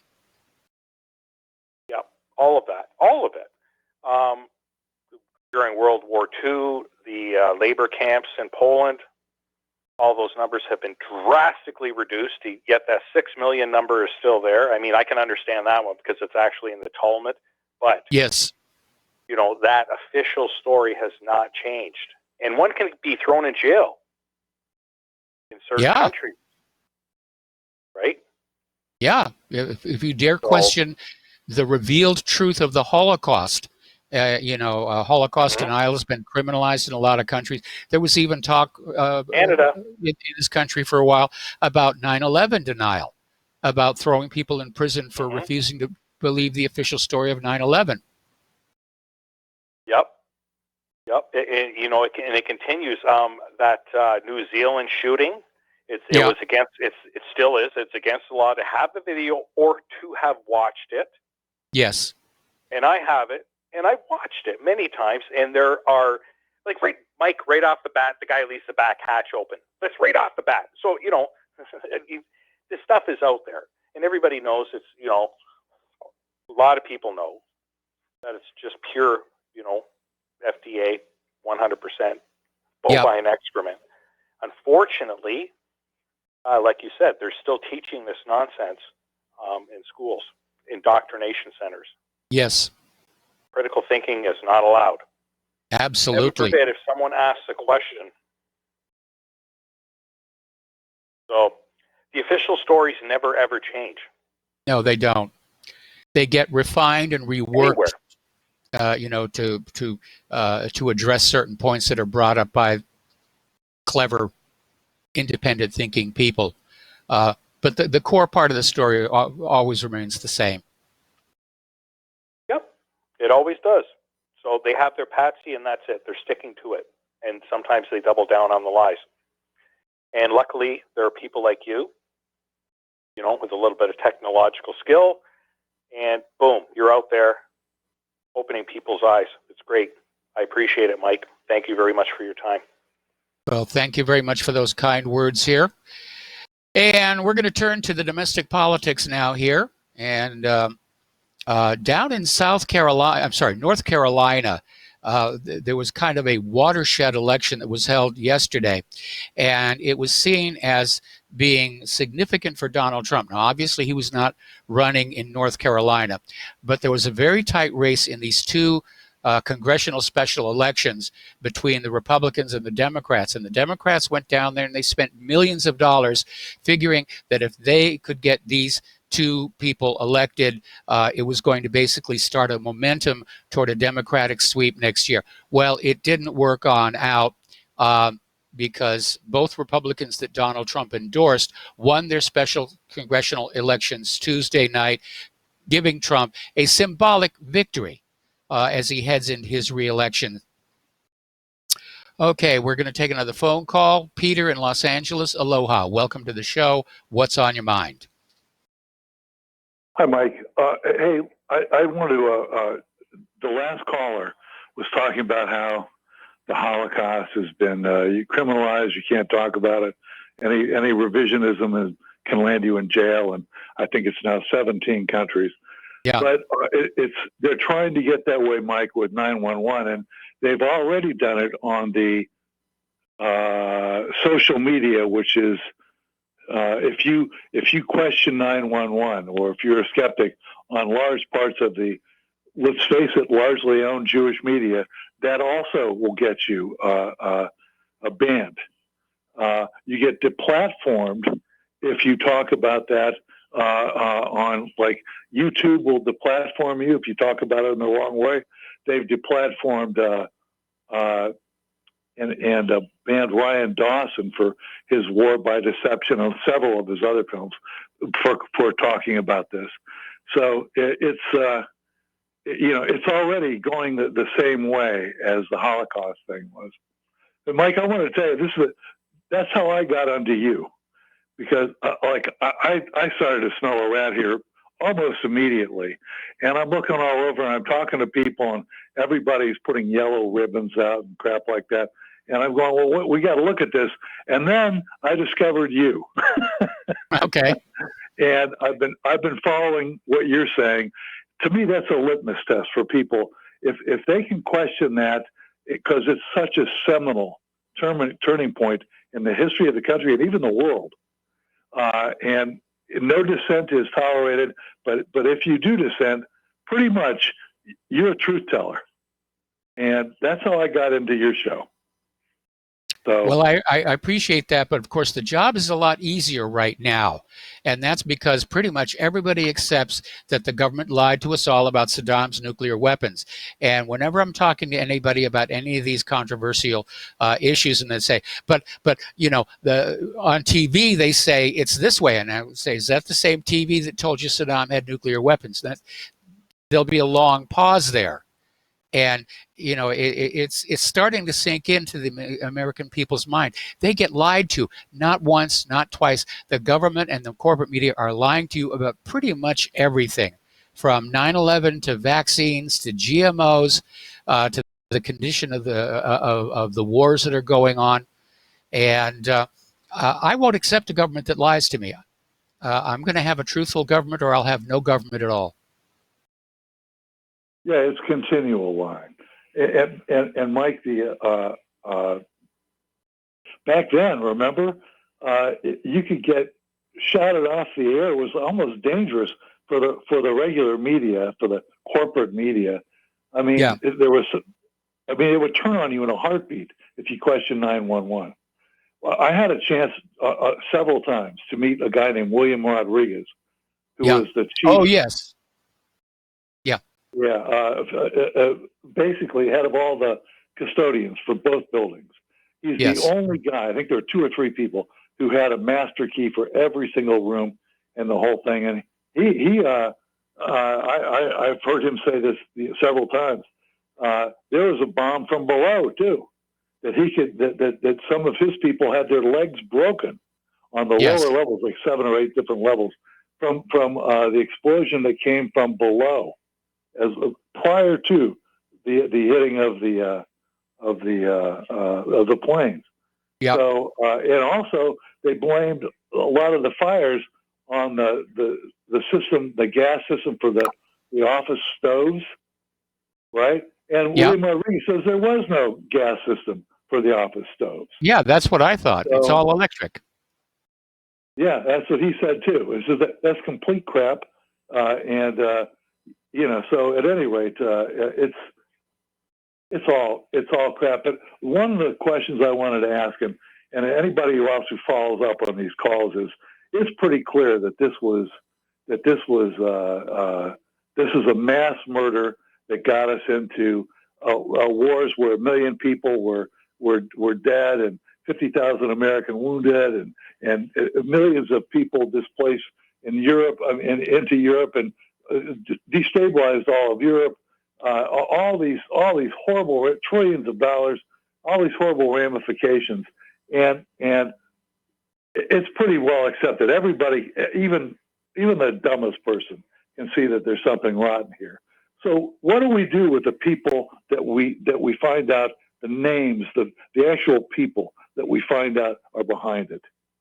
I'd like to hear what people say, what we should do with people who would do that to us. What should be their fate?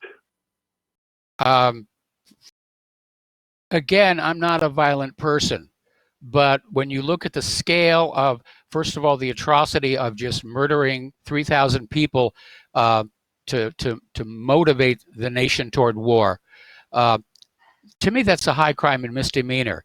And in fact, I view lying to the public as one of the highest crimes any politician, any leader can commit against their own people, especially if it's lying to start a war. And so, murdering people, yeah. Removal from office, tar and feathers, take your pick. Yeah, I would like to. I would like people to say just death, life in prison. What I like just one word or 2 words what they believe should be done. But we already know some of these guys, and some of them are still around. And For me, death. I think they should go down. But call me radical. Who was that caller Anyways, we had the other day said, "Get out the guillotines"? Yes, yeah. These guys. I mean, how much worse can it be? Even the environmental aftermath, where there's all this cancer in Lower Manhattan. I remember the head of the EPA standing there and assuring the first responders they didn't need special breathing gear. The air was perfectly safe. And of course it wasn't. It was filled with asbestos dust. And again, just cold-blooded lying to get what you want.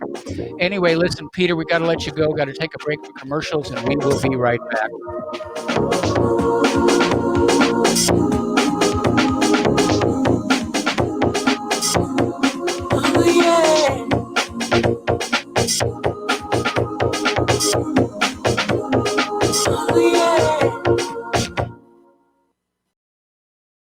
Republic Broadcasting Network depends on listener support of our advertisers and of our sponsors. We'd like to especially thank all of you who have taken advantage of our fundraiser with FrontSight Bonus. Those who are now FrontSight members, please train as soon as possible for your sake and for that of our nation. And please consider sharing your training and what you've learned when you arrive home. Republic Broadcasting Network has to stop promoting this fundraiser on air and on the website in just a few days.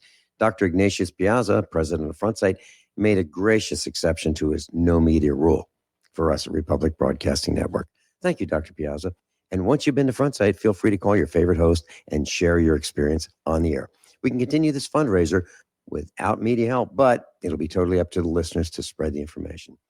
Please call Dan Sutterfield in Missouri at 573-465-2356, 573-465-2356. That's 573-465-2356. It happens more often than we can imagine. In my case, I was sitting at home, and out of nowhere, I just started feeling uncomfortable. Then it got worse, and I started perspiring. I tried to ignore it, but I waited too long. The chest pain came as we were driving to the hospital emergency. I felt my life clock begin to tick. I barely survived. There was lots of damage done to my heart. What do I do now? I was lucky. I took a leap of faith and tried a 7-herb formula with hawthorn, garlic, cayenne, and more called Extendivite. Herbs have been used for thousands of years to keep us healthy. If you're not using Extendivite as a preventative supplement, maybe it's time to start.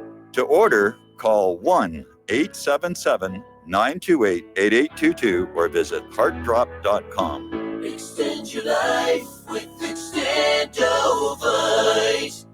I'm getting older and noticing that my body just doesn't work as well as it used to. So I like to keep fit as possible by hitting the gym a few times a week. Recently, I started having a nagging bicep pain, and it got so bad I couldn't even lift the weights. When I was complaining about it to a friend, he told me about Angioprim. He said chelation helps remove toxins, heavy metals, and cholesterol in veins and arteries that may cause blockages. You know, after just 1 week of taking Angioprim, the pain was gone, and now I'm back in the gym full strength. Scientific research proves the active ingredient in Angioprim has superior oral chelation action that helps promote cardiovascular health. So to learn more, go to angioprim.com. That's ANGIOPRIM.com, or talk to a trained consultant. Call Angioprim toll free at 877-882-7221. You'll feel better with more energy. Call 877-882-7221 or go to the website angioprim.com. When all this twisted steel was swept away, did these remaining holes reveal what's really happened? And aloha America, welcome back to the show. We're talking about our domestic politics, and Michael Flynn is back in the news, and apparently one of his attorneys, Sidney Powell, basically pointed out discrepancies in the underlying notes taken by FBI agents and requested the original Flynn's FD 302 form.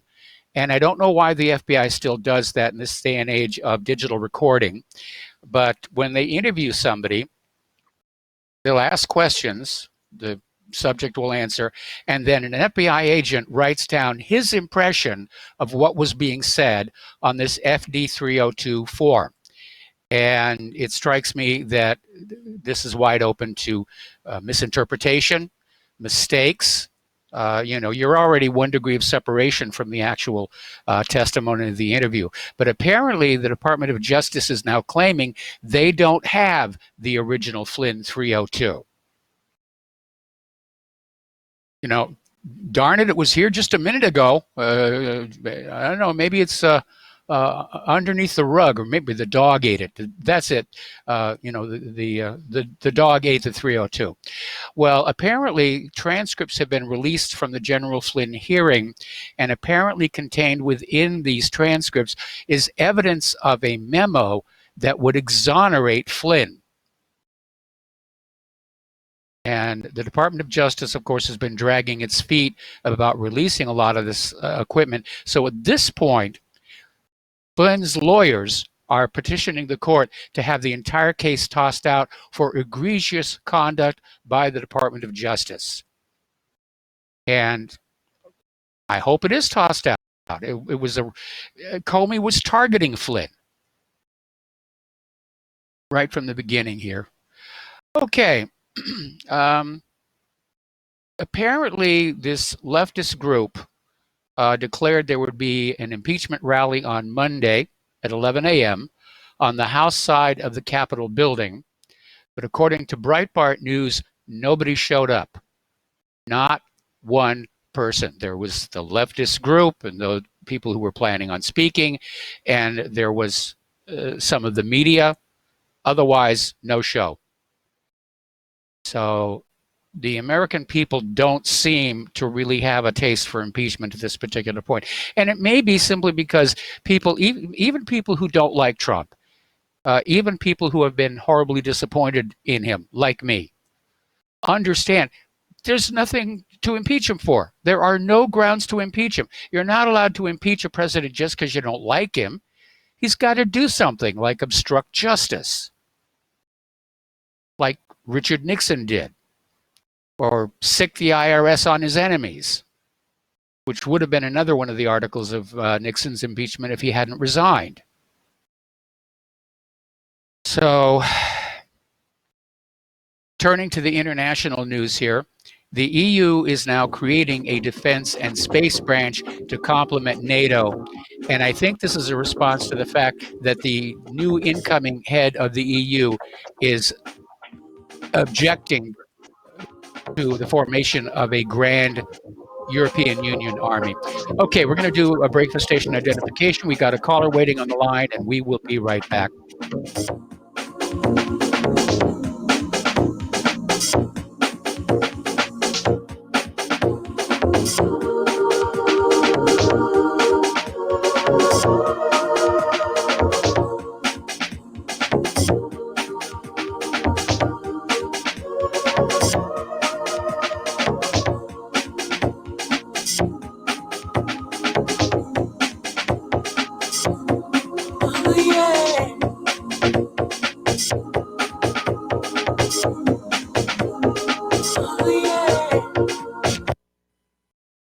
Tired of being lied to by mass media? It's growing more and more apparent today that news is received less and less through standard media outlets. Even with a growing audience every day, RBN is beginning to direct more efforts into social media. Social media and the use of the internet is fast becoming the primary source of people for news, regardless of demographic. RBN has set out to provide some of the best news on the internet through republicbroadcasting.org, and also has begun to use the tools to our advantage by way of social media. Republic Broadcasting is now operating a Facebook page to function as yet another avenue to have our collective voice reach new audiences across not only America, but across the globe as well. The Facebook page features not only news, but also an RBN player to listen to our broadcasts. Get involved by visiting facebook.com/Republic Broadcasting and liking our page and share it with your friends and family, because you can handle the truth. You're listening to the Republic Broadcasting Network, because you can handle the truth.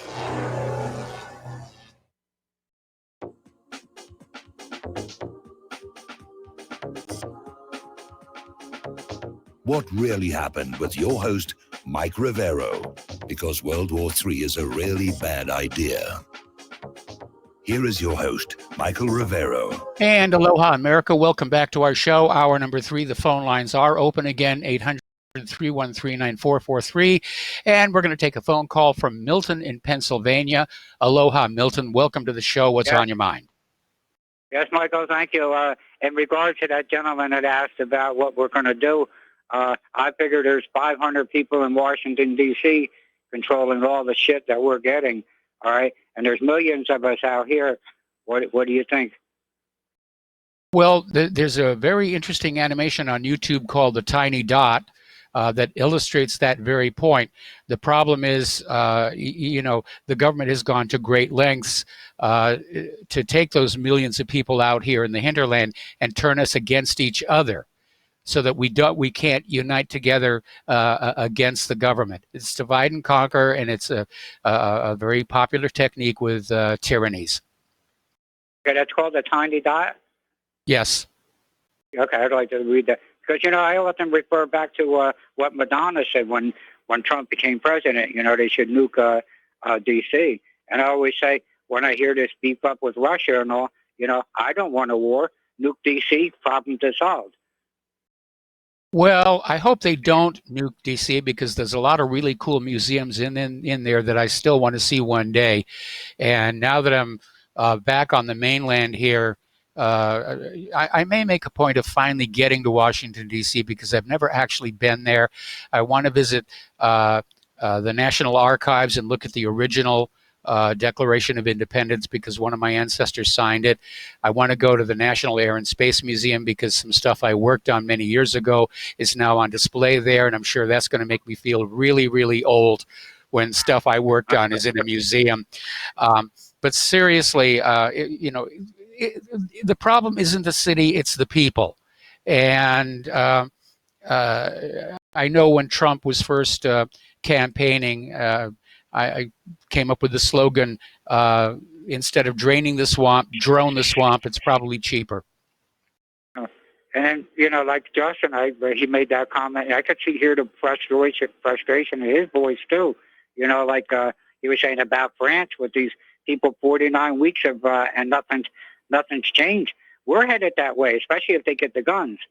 We'll be 49 years and nothing will change. Yeah, we're definitely seeing the grab for the guns, and now, unfortunately, we're seeing a lot of Republicans who are coming on board that agenda. Okay. So maybe front sight is a good deal. Get my drift? Yeah. Okay, Mike, we'll let you go, buddy. Thank you. All right. Have yourself a good evening. Thank you very much. And getting on back to the news here, we're still looking at the aftermath of John Bolton's firing. John Bolton is still saying it was his idea to quit. I don't think so. His ultimate goal was war with Iran, and he hadn't accomplished it, so he wasn't going to walk away here. But Trump has parted ways with his hawkish national security advisor after 17 months, which included additional troops deployed to the Middle East, saw the U.S. repeatedly threaten military action against the Venezuelan government, and brought the country within minutes, literally minutes, of bombing Iran. And Bolton tried his best to draw the U.S. into a major war, and thankfully he failed. But I'm sure the people who support John Bolton and are behind him, if you will, have not given up. As one of our callers mentioned, there was that group, the Project for the New American Century, and they're still out there. They're under a new name. I can't remember what it is. It's something America, blah, blah, blah. But the agenda is still the same. For the United States to be the world's sole superpower. Now, back in the 1990s, when PNAC was at the height of its influence, the United States was the world's sole remaining superpower. But since then, the world has become multipolar again. And Russia and China are formidable foes that we should be very hesitant in tangling with, because they have more efficient weapons procurement.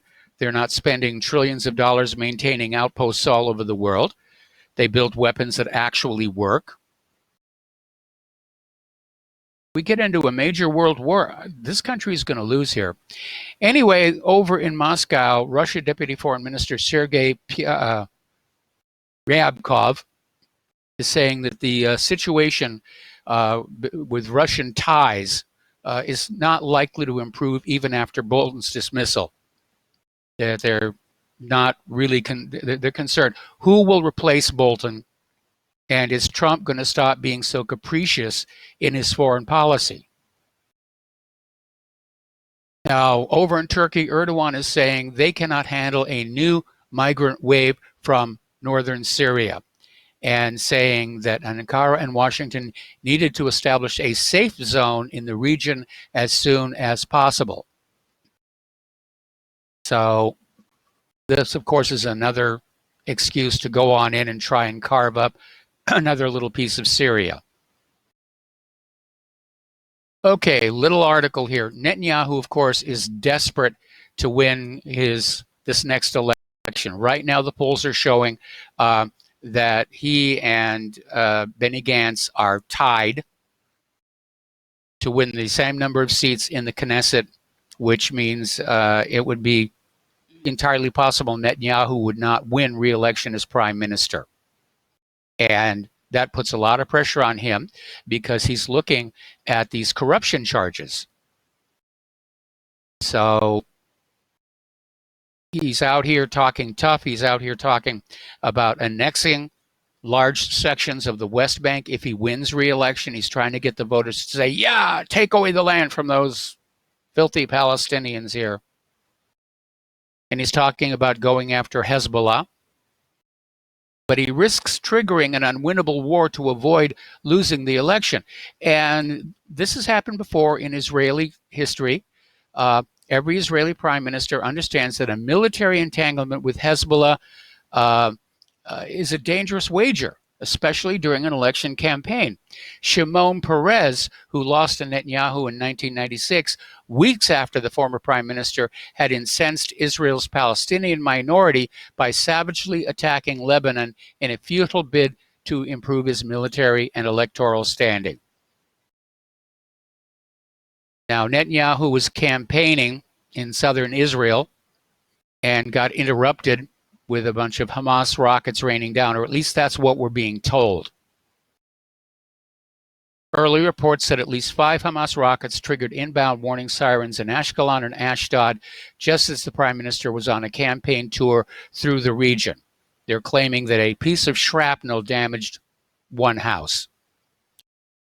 Because of the rocket firing, Israeli jets and tanks are striking Gaza. In fact, they're in the second day.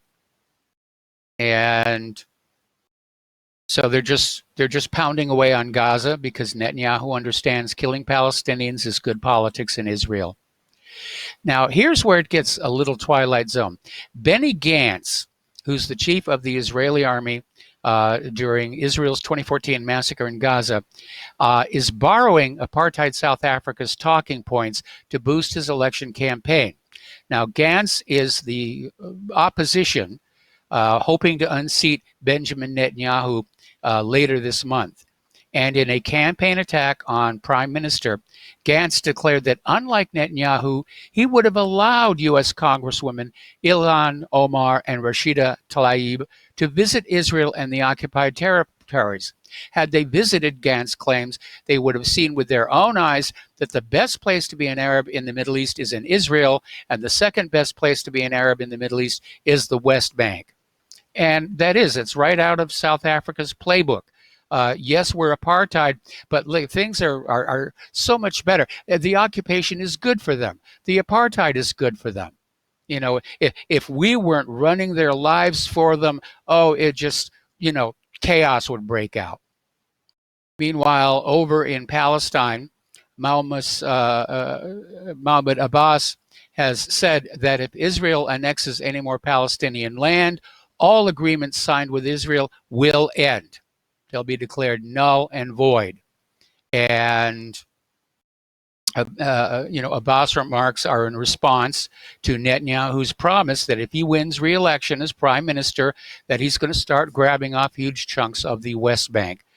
And obviously Abbas, had to respond to that. So we're looking here at World War Bibi, which is really what it's coming. Now, yesterday, Netanyahu claimed he'd identified a third secret nuclear site in Iran, where Iran allegedly conducted experiments to develop nuclear weapons. But golly gee whiz, they tore the building down, so nobody can go check to see if I'm telling the truth or not. Just take my word for it. And it was a major presentation, but no one seemed to take Netanyahu seriously. Even the Israeli press was amused by what they described as a desperate election stunt. His political rivals are mocking the prime minister, and a few hours after Netanyahu's press conference, his best ally, President Trump, expressed his wish to meet President Hassan Rouhani. And I think world leaders were getting kind of fed up with the Israeli prime minister, who threatens the entire region with his country's no nuclear arsenal, trying to play victim over Iran's nuclear enthusiasms. Anyway, following Netanyahu's lead, Israel's troll army is now promoting a new Netflix series starring Sacha Baron Cohen, and it's called simply The Spy. And they're trying to flood social media saying, oh, you got to watch this, you got to watch this, you got to watch this. At the same time, they're taking aim at HBO's Our Boys. Now, Our Boys dramatizes the events that occurred after 3 Israeli teenagers were kidnapped and murdered in the West Bank in June 2014, leading to the brutal killing of a Palestinian teenager by Israelis and ultimately the Gaza war of that summer. In a Facebook post, Netanyahu denounced the series as anti-Semitic and said it gives a bad and false name to Israel. And he's calling for people to boycott the show. So by golly, I'm definitely going to be tuning into that one. China is out there vowing to crush the pro-democracy separatists. Hong Kong is warning against foreign influence. Basically, this has all been fanned up by that march of these demonstrators who begged U.S. President Trump to liberate Hong Kong from China, which Trump would be very dumb to do. But China is starting to wonder, is this really an organic grassroots demonstration, or is this the beginning of another U.S.-backed destabilization? And I think maybe the latter may be closer to the truth here. North Korea has now confirmed that they did, in fact, have a second test launch that was observed by Kim Jong-un. And apparently what they're testing is a super large multiple rocket launcher. Now, we've all seen pictures of the U.S. MLRS, the multiple launch rocket system. This is the same basic principle. It's a whole bunch of tubes with rockets in them, but it's a lot bigger with a much greater range. Now, to me, that is a defensive weapon. But a lot of people were saying, why are they launching these rockets at the same time they're approaching the United States about renewing talks? Well, it may be to try and gain concessions from the United States. We'll stop work on this particular weapons platform if you will do whatever. Okay. So getting on back to John Bolton and the Afghanistan peace plan. And apparently, Trump's original intent was to roll out the peace plan today on the 9/11 anniversary from Camp David. And when you look at how many people have died in Afghanistan, how much money's been spent there, and right now negotiation is the only hope to avoid more needless American deaths. This thing has gone on now since 9/11, 18 years. Remember, before Iraq, Afghanistan got the blame for 9/11. And we went in and we wrecked the place, and then the U.S. government said, oh, we're sorry, it wasn't Afghanistan, it was Iraq. And they went in and they wrecked Iraq. And now they're saying, well, you know, it may have been Iran. It could have been Iran behind 9/11. So, article here is saying that the majority of America's veterans have reached the point of doubting the legitimacy and the worth of all of these post 9/11 wars. And there have been so many of them. And so many people have been killed. So much money has been spent. Our nation has been bankrupted with all this military activity. And it's still not enough. The war hawks want $1 trillion military.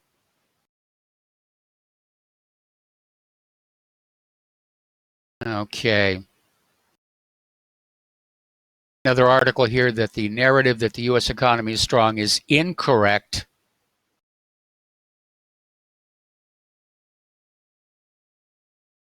Trump is urging the Federal Reserve to lower U.S. interest rates to 0 or less. That's an act of sheer desperation. Trump is also ordering a fight back against LA's worsening homeless problem. You know, I do feel sorry for Donald Trump in one area. He's got nothing to work with. He was handed a bankrupted nation. That's why he's struggling so hard to find the money to build that border wall. He's got nothing to work with here. Anyway, Trump's Department of Homeland Security is preparing a plan to force companies to look for more U.S. workers instead of immigrant labor. I am 100% in favor of that.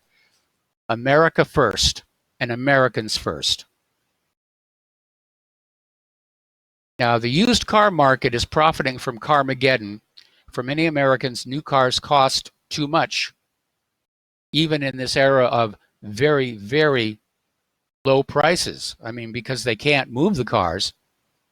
I mean, if you watch those TV commercials for the cars, if you actually had money, right now would be a great time to buy a new car. I mean, they're piling up on the lots all over Hawaii. We saw a storage lot near where we're staying here in Indiana. Just all these identical trucks lined up because they can't sell them. All right, we're going to take a phone call here. Jim in New York, aloha. Welcome to the show. What's on your mind? Okay, two things. Number one, the Afghanistan thing. Yes. I'm sure you're aware that under the Taliban, the poppy fields were destroyed and it was forbidden to grow poppy seeds. Yes. I'm sure you know about that. Yes. Now, also regarding that, the route from the poppy seeds goes from Afghanistan through Turkey, where it is processed, and goes into Albania, which is actually an Islamic country, Albania, and from Albania in Europe, because it gets spread out to the European addicts. Now, it's interesting. Also, the American addicts and the Russian addicts. Yeah, but a lot of the stuff in America, I think, comes through Mexico, but maybe it comes by way of there also. I don't know, but I know that the basically thing is Afghanistan, Turkey, Albania, Europe. But another thing, and under the Americans, it flourishes again. Only under the Taliban it goes away. Yes. And in conjunction with that, during the Kosovo War, the United States sided with Albania and bombed horribly the Serbs, who were actually they were allied with the Russians against the Nazis during World War II, and they seemed to be a more likely ally. It's very suspicious that the Americans bombed the hell out of the Serbs and helped the Albanians. It seems to be something connected with that. I don't know, but it seems to be.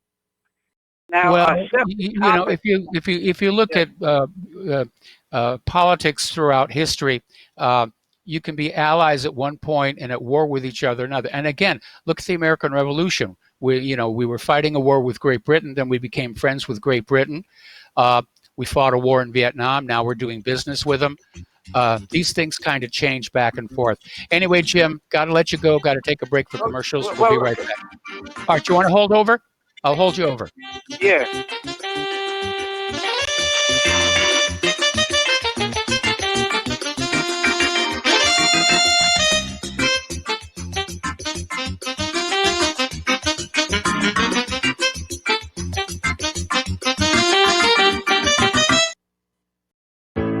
Many people write us about their experience with Extendivite. Allow me to read you some from Amazon.com. It really does work like the review says it does. I cannot believe that after the first few days, I didn't feel as sluggish or clogged up. It has had a profound impact on my physical, emotional well-being. I'm skeptical as most people about products and their claims, and I never write reviews, but this is a wonderful product and I recommend it to everyone.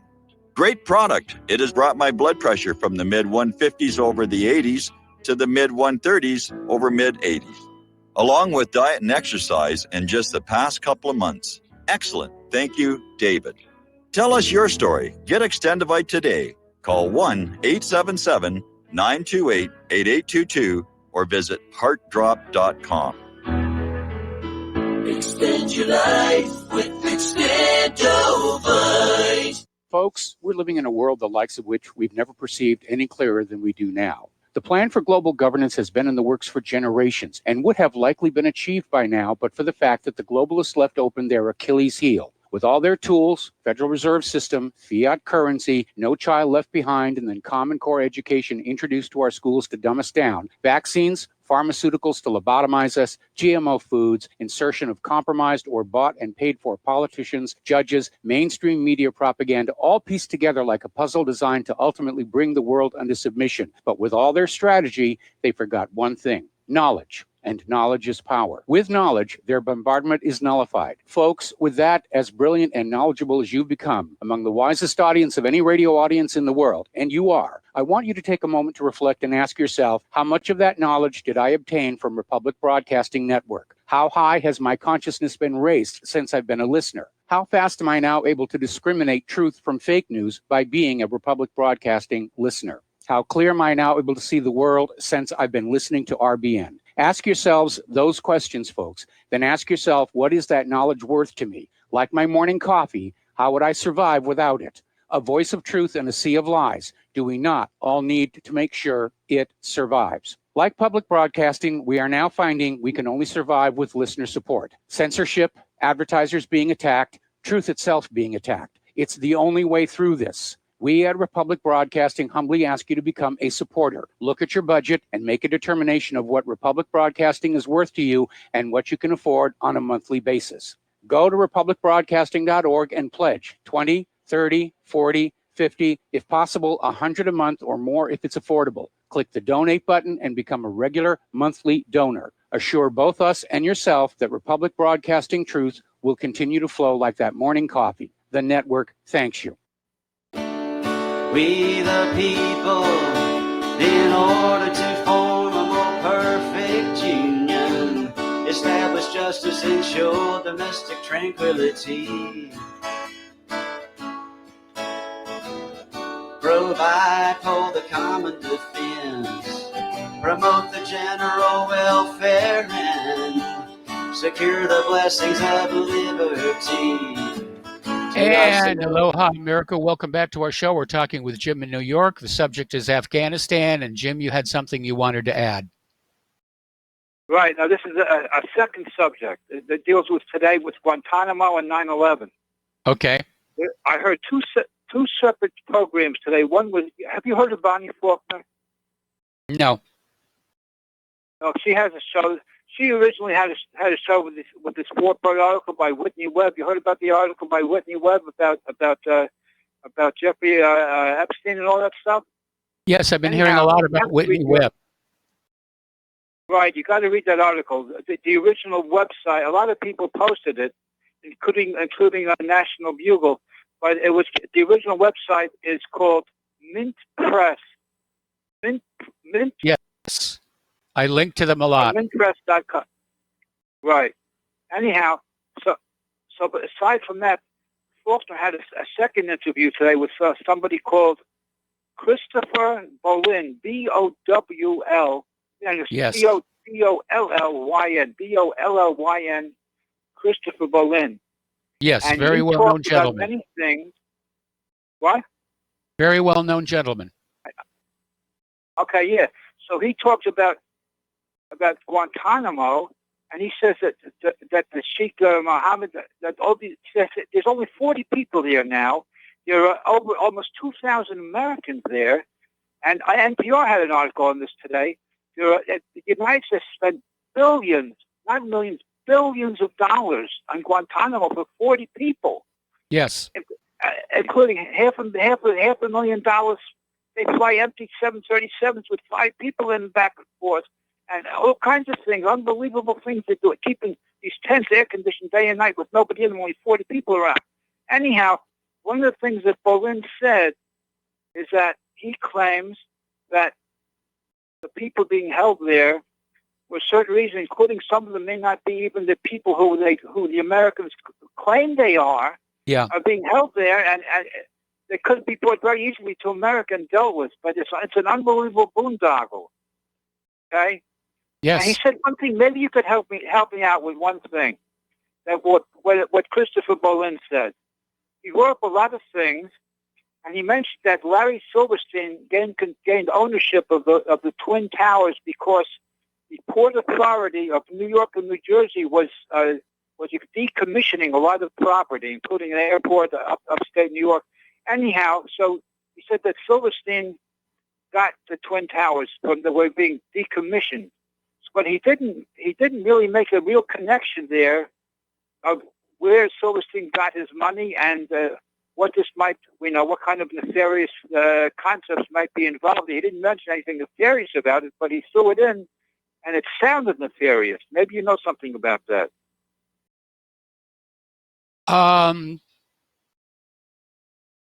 I'm unaware of where Silverstein got his money, except that he had a lot of it, obviously. And but again, there's definitely something spooky about him, because again, everybody thought he was out of his mind trying to get that lease on the World Trade Center, because it was going to bankrupt him. And then all of a sudden, the 9/11 happened. The buildings got knocked down. The taxpayers and the first responders cleaned up all that asbestos for him, and he started building the new World Trade Center. Yeah. Okay, yes, it could be lit up tonight. They're lighting it up tonight with this light show. Yeah, the new one, yeah. Okay, listen, I'm going to... Okay, bye. Okay, goodbye. And the phone lines are now open. And let's see. All right. Apparently, the Fox News has obtained a letter from House Oversight Committee ranking member Jim Jordan, which is accusing Democratic staff of taking multiple secret trips into Mexico. And in one of the accusations in the letter, Jordan cites reports that Representative Veronica Escobar allegedly is coaching migrants on how to exploit federal immigration law loopholes. And again, I think that what the Democrats are going to do is they're planning on flooding this country with illegal immigrants, getting them registered to vote, telling them to vote Democrat, and they will get all kinds of free stuff. And that's how they're going to sweep the elections next year. And if Donald Trump does not take decisive action now, either to close that border and start deporting all these people, or to bring back voter ID laws, he's going to lose the White House. So, speaking of Donald Trump, he's out there tweeting again, saying incredible progress being made at the southern border. Number of undocumented immigrants staying in the U.S. is down 92%. Well, that's an impressive sounding number there, Don. The hard part is that really reliable figures are almost impossible to come up with these days. All right, we're going to take another break here for commercials. We'll be right back.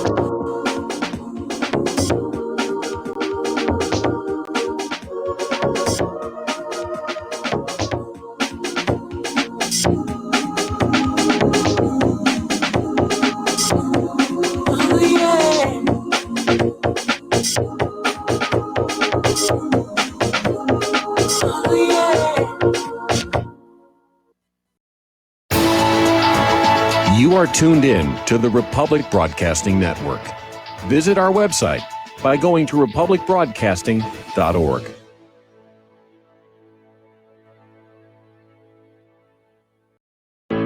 Many people tell us about their experience with Extendivite. Just listen to what Glenn has to say. Prior to taking it, I had diabetic neuropathy. The Extendivite reduced that significantly. Acid reflux was reduced. I had athlete's foot, very severe. Trimmed that down to about 75%. Dandruff, almost completely gone. I had occipital neuralgia at the base of my skull. I was having migraines, reduced by about 90%. Heart palpitations, my heart would kind of stall out. I would skip a beat, very uncomfortable.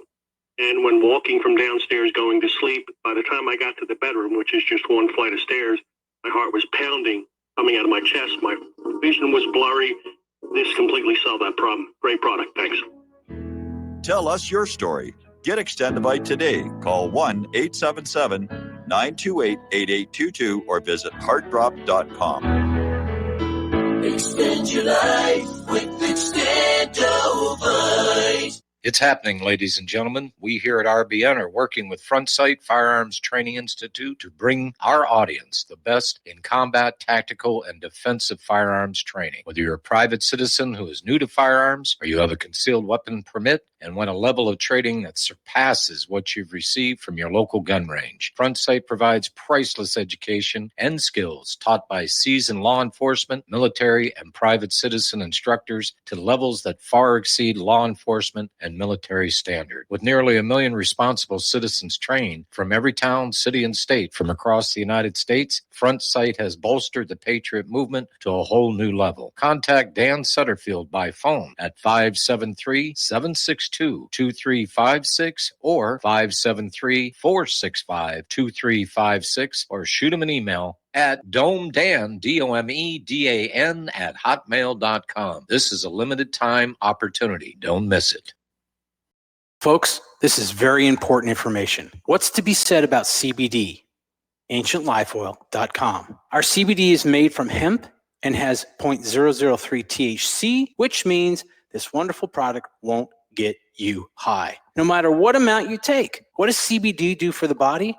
My hands are tied, but you can Google CBD benefits and be astounded. When you're finished reading, you'll want to log on to AncientLifeOil.com. That's AncientLifeOil.com and purchase. Life is good when you feel good. People are tired of pain. People are asking for non-GMO organic products to help them with, you fill in the blank. Legal in 49 states, and again, our CBD is made from hemp. Ancient Life Oil is about helping people one by one by one. If you wonder how good the product is, the CEO takes it every day without miss. AncientLifeOil.com. That's AncientLifeOil.com. Have a great day.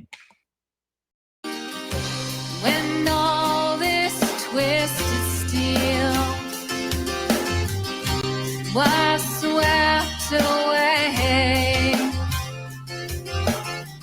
did these remaining holes reveal what's really happened? And aloha, America. Welcome back to the show here. And as we were talking about before the commercial break, finding actual reliable figures on what's going on at the border is becoming increasingly difficult. And as we head deeper into the election season, obviously the Trump administration is going to want to sort of promote, if you will, polite word, its success at shutting the border down and getting the wall built. But is it really happening? And the sad truth is we can't really know. We really cannot know, short of going down there and taking a look for ourselves. It's really rather difficult. I mean, the only real numbers so far that I think are trustworthy are the ones that came out of that Harvard and Yale study on illegal immigration. And they said somewhere between 25 and 29 million illegal immigrants are already inside the United States of America. That's enough to swing the election. And I think that's what happened in California during the midterms last year, where California used to be solidly red, hardcore Republican state. And all of a sudden, 3 voting districts swung blue. And I think it's the immigrant vote that's doing it. Anyway, speaking of immigrants, pardon me, an illegal alien invited the Immigration Customs Enforcement to a community meeting to whine about U.S. immigration, at which point they arrested him, and he's now facing deportation. Talk about arrogance.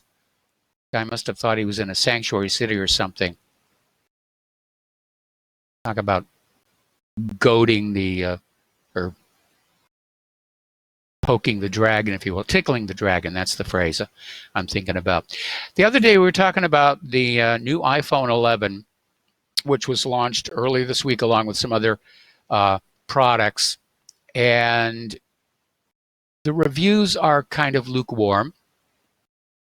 The new model remains more expensive than its competitors, despite Apple claiming a price drop, although the most grandiose iPhone 11 now punches the cash register at $1,400.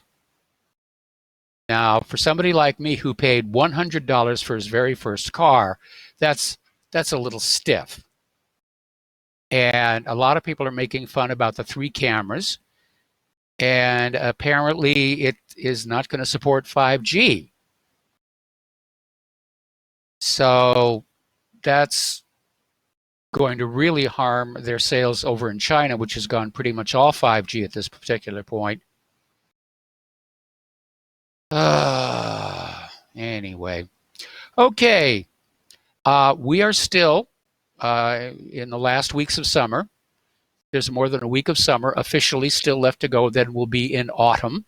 But snow is already falling in Utah, Wyoming, including Yellowstone and Grand Teton National Parks. So it's already shaping up to be another early and hard winter. And I can just already hear the global warming people out there saying, oh my goodness, don't you understand? Global warming causes snow and ice. That's another case of the official story remaining unchanged. Although in this case, that's not entirely accurate, because there have been a couple of times in history where the claim has been reversed, and they say, we're on the verge of a new ice age. We're going into a new ice age. Well, quick, burn some trees, get some carbon in the air. The other day, we reported on how Fukushima has now officially said they've run out of room, they've run out of storage tanks. They're going to have to dump 1 million tons of highly radioactive water into the Pacific Ocean. And they're out there just saying, it's not a problem. It's all going to dilute. It's all going to just go away. No, it really doesn't. You're going to contaminate the fish, and the fish are going to be just as contaminated over off the west coast of the United States as they are off the coast of Fukushima. And so, not surprisingly, critics are absolutely appalled at this announcement. But of course, I can understand, what else are they going to do? They can't fix the problem. They absolutely cannot fix this problem. This is the world's worst nuclear disaster. It makes Chernobyl look pale in comparison, along with 3 Mile Island. But they've literally run out of room, and things could possibly get much worse in the immediate future, because they just got hit by a major typhoon, and it slammed Fukushima with a massive tidal surge. And I was looking at the aerial video of the floodwaters just pouring through the town of Fukushima, and they didn't have video of the power plant itself, but TEPCO is assuring us they have everything completely under control. But I mean, if that site floods and there's any soil subsidence, you can see some of those tanks full of radioactive water tip over, rupture. Really is a horrible, horrible situation. Up in Canada, and this is the downside of universal health care, 41-year-old Sean Taggart was euthanized on Friday after the Canadian government cut funding for his in-home medical care. Now, Taggart suffered from amyotrophic lateral sclerosis, and he was killed by assisted suicide despite appealing to the Vancouver Coastal Health Patient Care Quality Department. And his illness prevented him from moving his body, eating, or speaking. His mental awareness was still fully intact. Now, he required 24-hour in-home health care. The Canadian government was providing 15 hours. And they literally killed this guy because they ran out of money. And apparently, under the Canadian system, they're allowed to euthanize people, they think, for whatever reason. I'm sure they didn't say we ran out of money, so we killed this guy. Probably just saying, beyond care, beyond rescue, beyond saving. But one of the reasons I'm against euthanasia and is, where does that authority lie? I mean, I can understand if somebody's in a horrible car accident and their EEG is flatlined and somebody has to make the call to say, pull the plug. But for somebody whose mind is still fully intact and working, and yes, the guy was in bad shape with the illness that he had, but he didn't want to die. I don't know why they're calling it assisted suicide, because clearly he didn't want to die. And the government came on in and said, nope, going to punch your ticket. There you go. All righty, so what a day this was, the anniversary of 9/11. And again, if you go back and you look at how often we're lied to by the government and the media, you come to understand that 9/11 is not unique. It's not a once-in-a-lifetime event. It is business as usual for the United States government, which has arrogated to itself the right to lie to you about everything, about the economy, about the unemployment numbers, about the success of the immigration actions down at the border. I'm in agreement with Xi Jinping. You can't trust anything the United States says. Along with everything else that's changed over the last 18 years, the United States has become very untrustworthy in the eyes of the rest of the world. Back in the past, back when like John F. Kennedy was killed or Robert Kennedy was killed, all of this stuff was hidden. We didn't understand that the government actually did stuff like this. Today, we know it's to be true. And again, anytime somebody comes back and says, oh, it couldn't possibly, our government could never do anything like that. Yeah, they have. They do it all the time. It's how they get your obedience. It's how they get your money. Oh, global warming is going to destroy the earth unless you pay a carbon tax and buy carbon credits, drive an electric vehicle, which I'm okay with that last one, by the way. And it makes it very difficult for Americans, pardon me, to make the good choices they need to make, whether it's in their daily lives, discussions with people about what's going on in this country, and certainly at the ballot box. I mean, our current system flies in the face of Thomas Jefferson, who said the highest duty of every citizen is to keep themselves fully informed so they can make good choices. But how do we keep ourselves fully informed when we're literally surrounded by nothing but lies? Lies on the radio, lies on TV, lies in the newspaper, pardon me, lies in the magazines. And it's become very obvious, very callous. And the lies are not just serving the government's interests, they're now serving corporate interests. Corporations are allowed to lie to us, like about vaccine safety. And corporate social media is now acting as a watchdog, if you will. Pardon me just a second.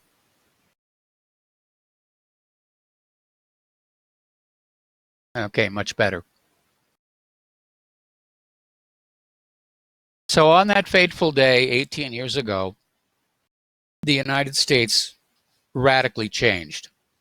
Now, of course, the United States has always been changing ever since it was first created, but it's been slow, and there have only been a few moments that stuck out, like big mistake number 1 and big mistake number 2.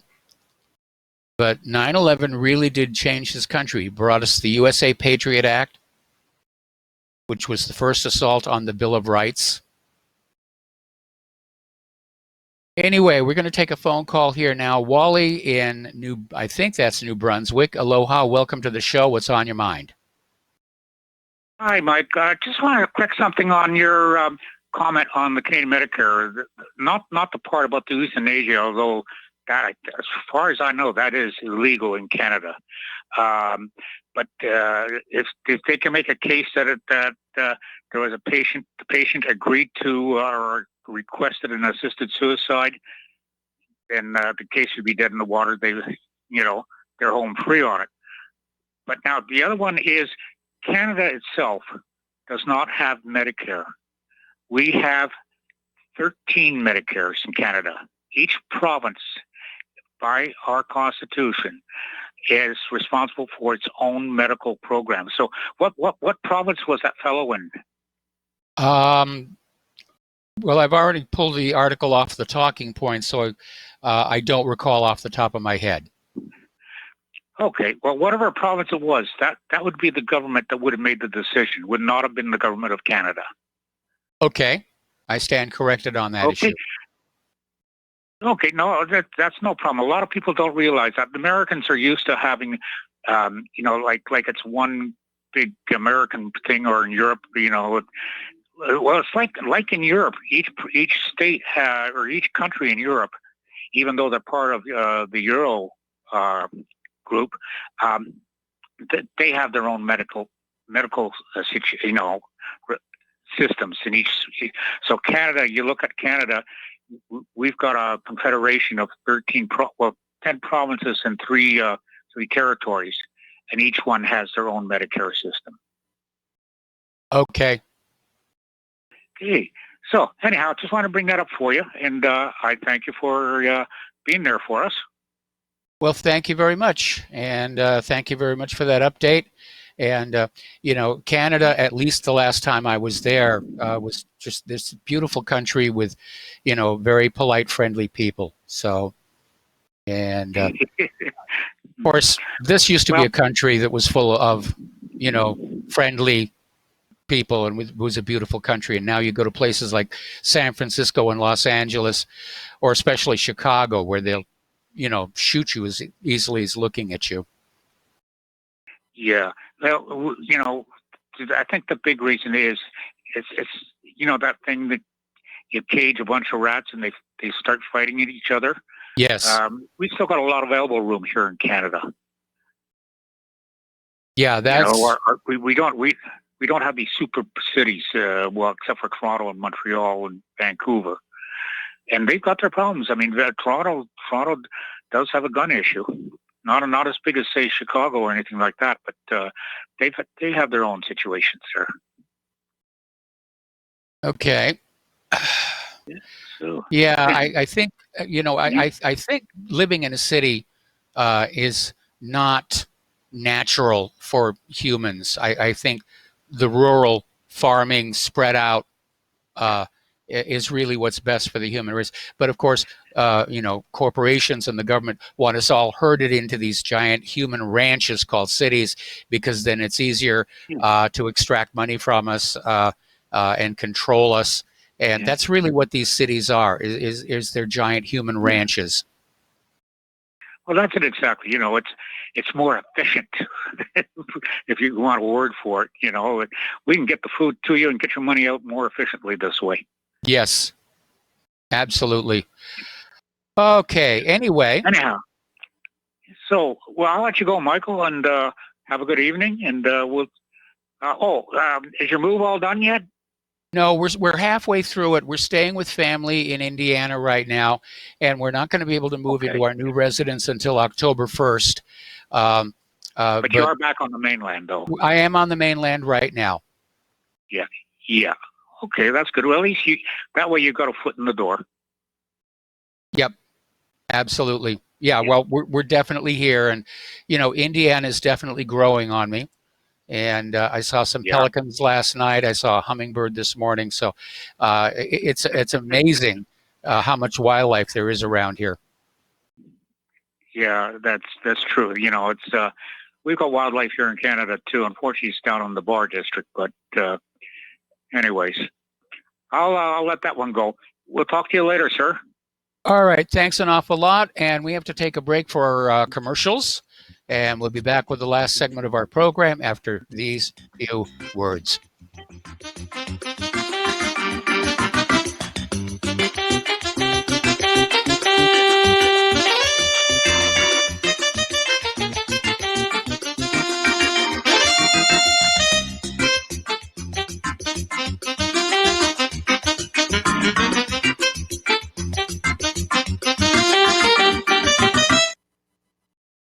Homeowners, are you in foreclosure, expecting to be served with a foreclosure lawsuit, or suspect your lender has coerced you into an illegal mortgage transaction?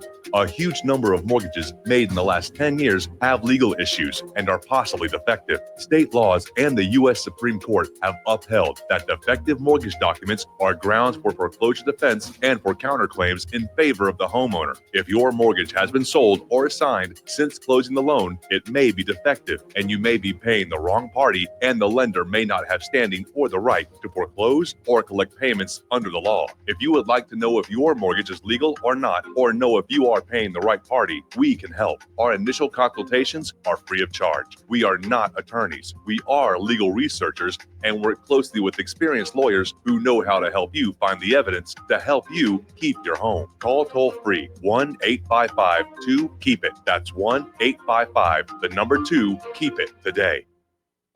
Without the right accessories, any guy can be off the mark. Whether you've invested thousands in your arsenal or you own a single trusted firearm, a visit to AROutfitting.com is in order. It's one of the finest online selections of tactical optics and AR parts and add-ons, like EOTech, quick target acquisition with no peripheral loss. Browse the full range of Nikon scopes and binoculars. AROutfitting.com can illuminate your world with Streamlight gun-mounted lights from keychain to large handhelds up to 1,100 lumens. Find some stability with Battenfield tactical bipods. AirOutfitting.com has CMMG gun parts, barrels, assemblies, handguards, part kits, and more. Plus magful clips and magazines. I know I've got you excited, so take a breath. Head to AirOutfitting.com. The site's super easy to navigate and features a ton of technical info, including links to manuals. We also welcome vendor and manufacturer inquiries. Remember, if you don't see it, we can get it at AirOutfitting.com. Corporate media dominates the American opinion. Finding independent voices that counter this avalanche is becoming increasingly difficult. With the endless corruption running rampant throughout our government, independent voices are needed more than ever to battle the offensive against our freedoms and liberties. As a listener of RBN, no one understands this concept better than you. Now it's up to you to do your part. The time has come for you to take action and begin broadcasting the truth to hundreds or thousands of people every month. Sound impossible? Quite the contrary. With pointed slogans from LibertyStickers.com, you can reach countless sleeping Americans unaware that they live in a real-life wonderland. LibertyStickers.com has a huge inventory of political bumper stickers and messages that reflect the truth about our government, our politicians, and the future of America. With so many in stock, there's one perfect for you. Visit us today at LibertyStickers.com. Again, that's LibertyStickers.com. Do your part. Your voice is important. Let it be heard.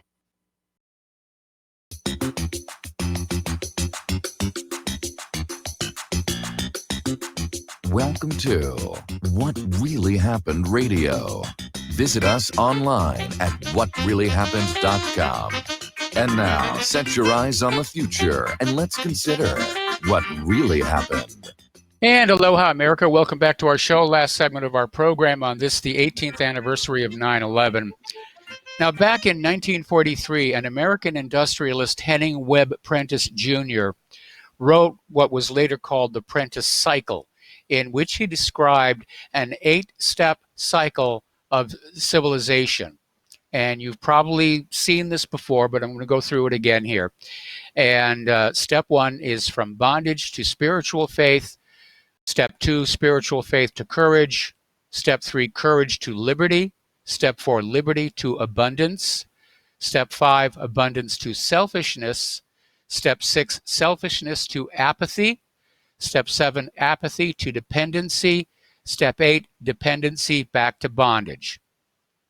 He basically said this cycle applies to all civilizations. And right now it looks like the United States is firmly in step 6, selfishness to apathy, and is ready to start falling through into apathy to dependency. And of course, the government is encouraging that. They want us dependent because that way they can take us back to being their slaves, because dependency is slavery. We need to go back to being free. We definitely need to go back to being free. Be responsible for ourselves. Okay, PewDiePie made a recent donation to the ADL, $50,000. And basically, it's backfiring.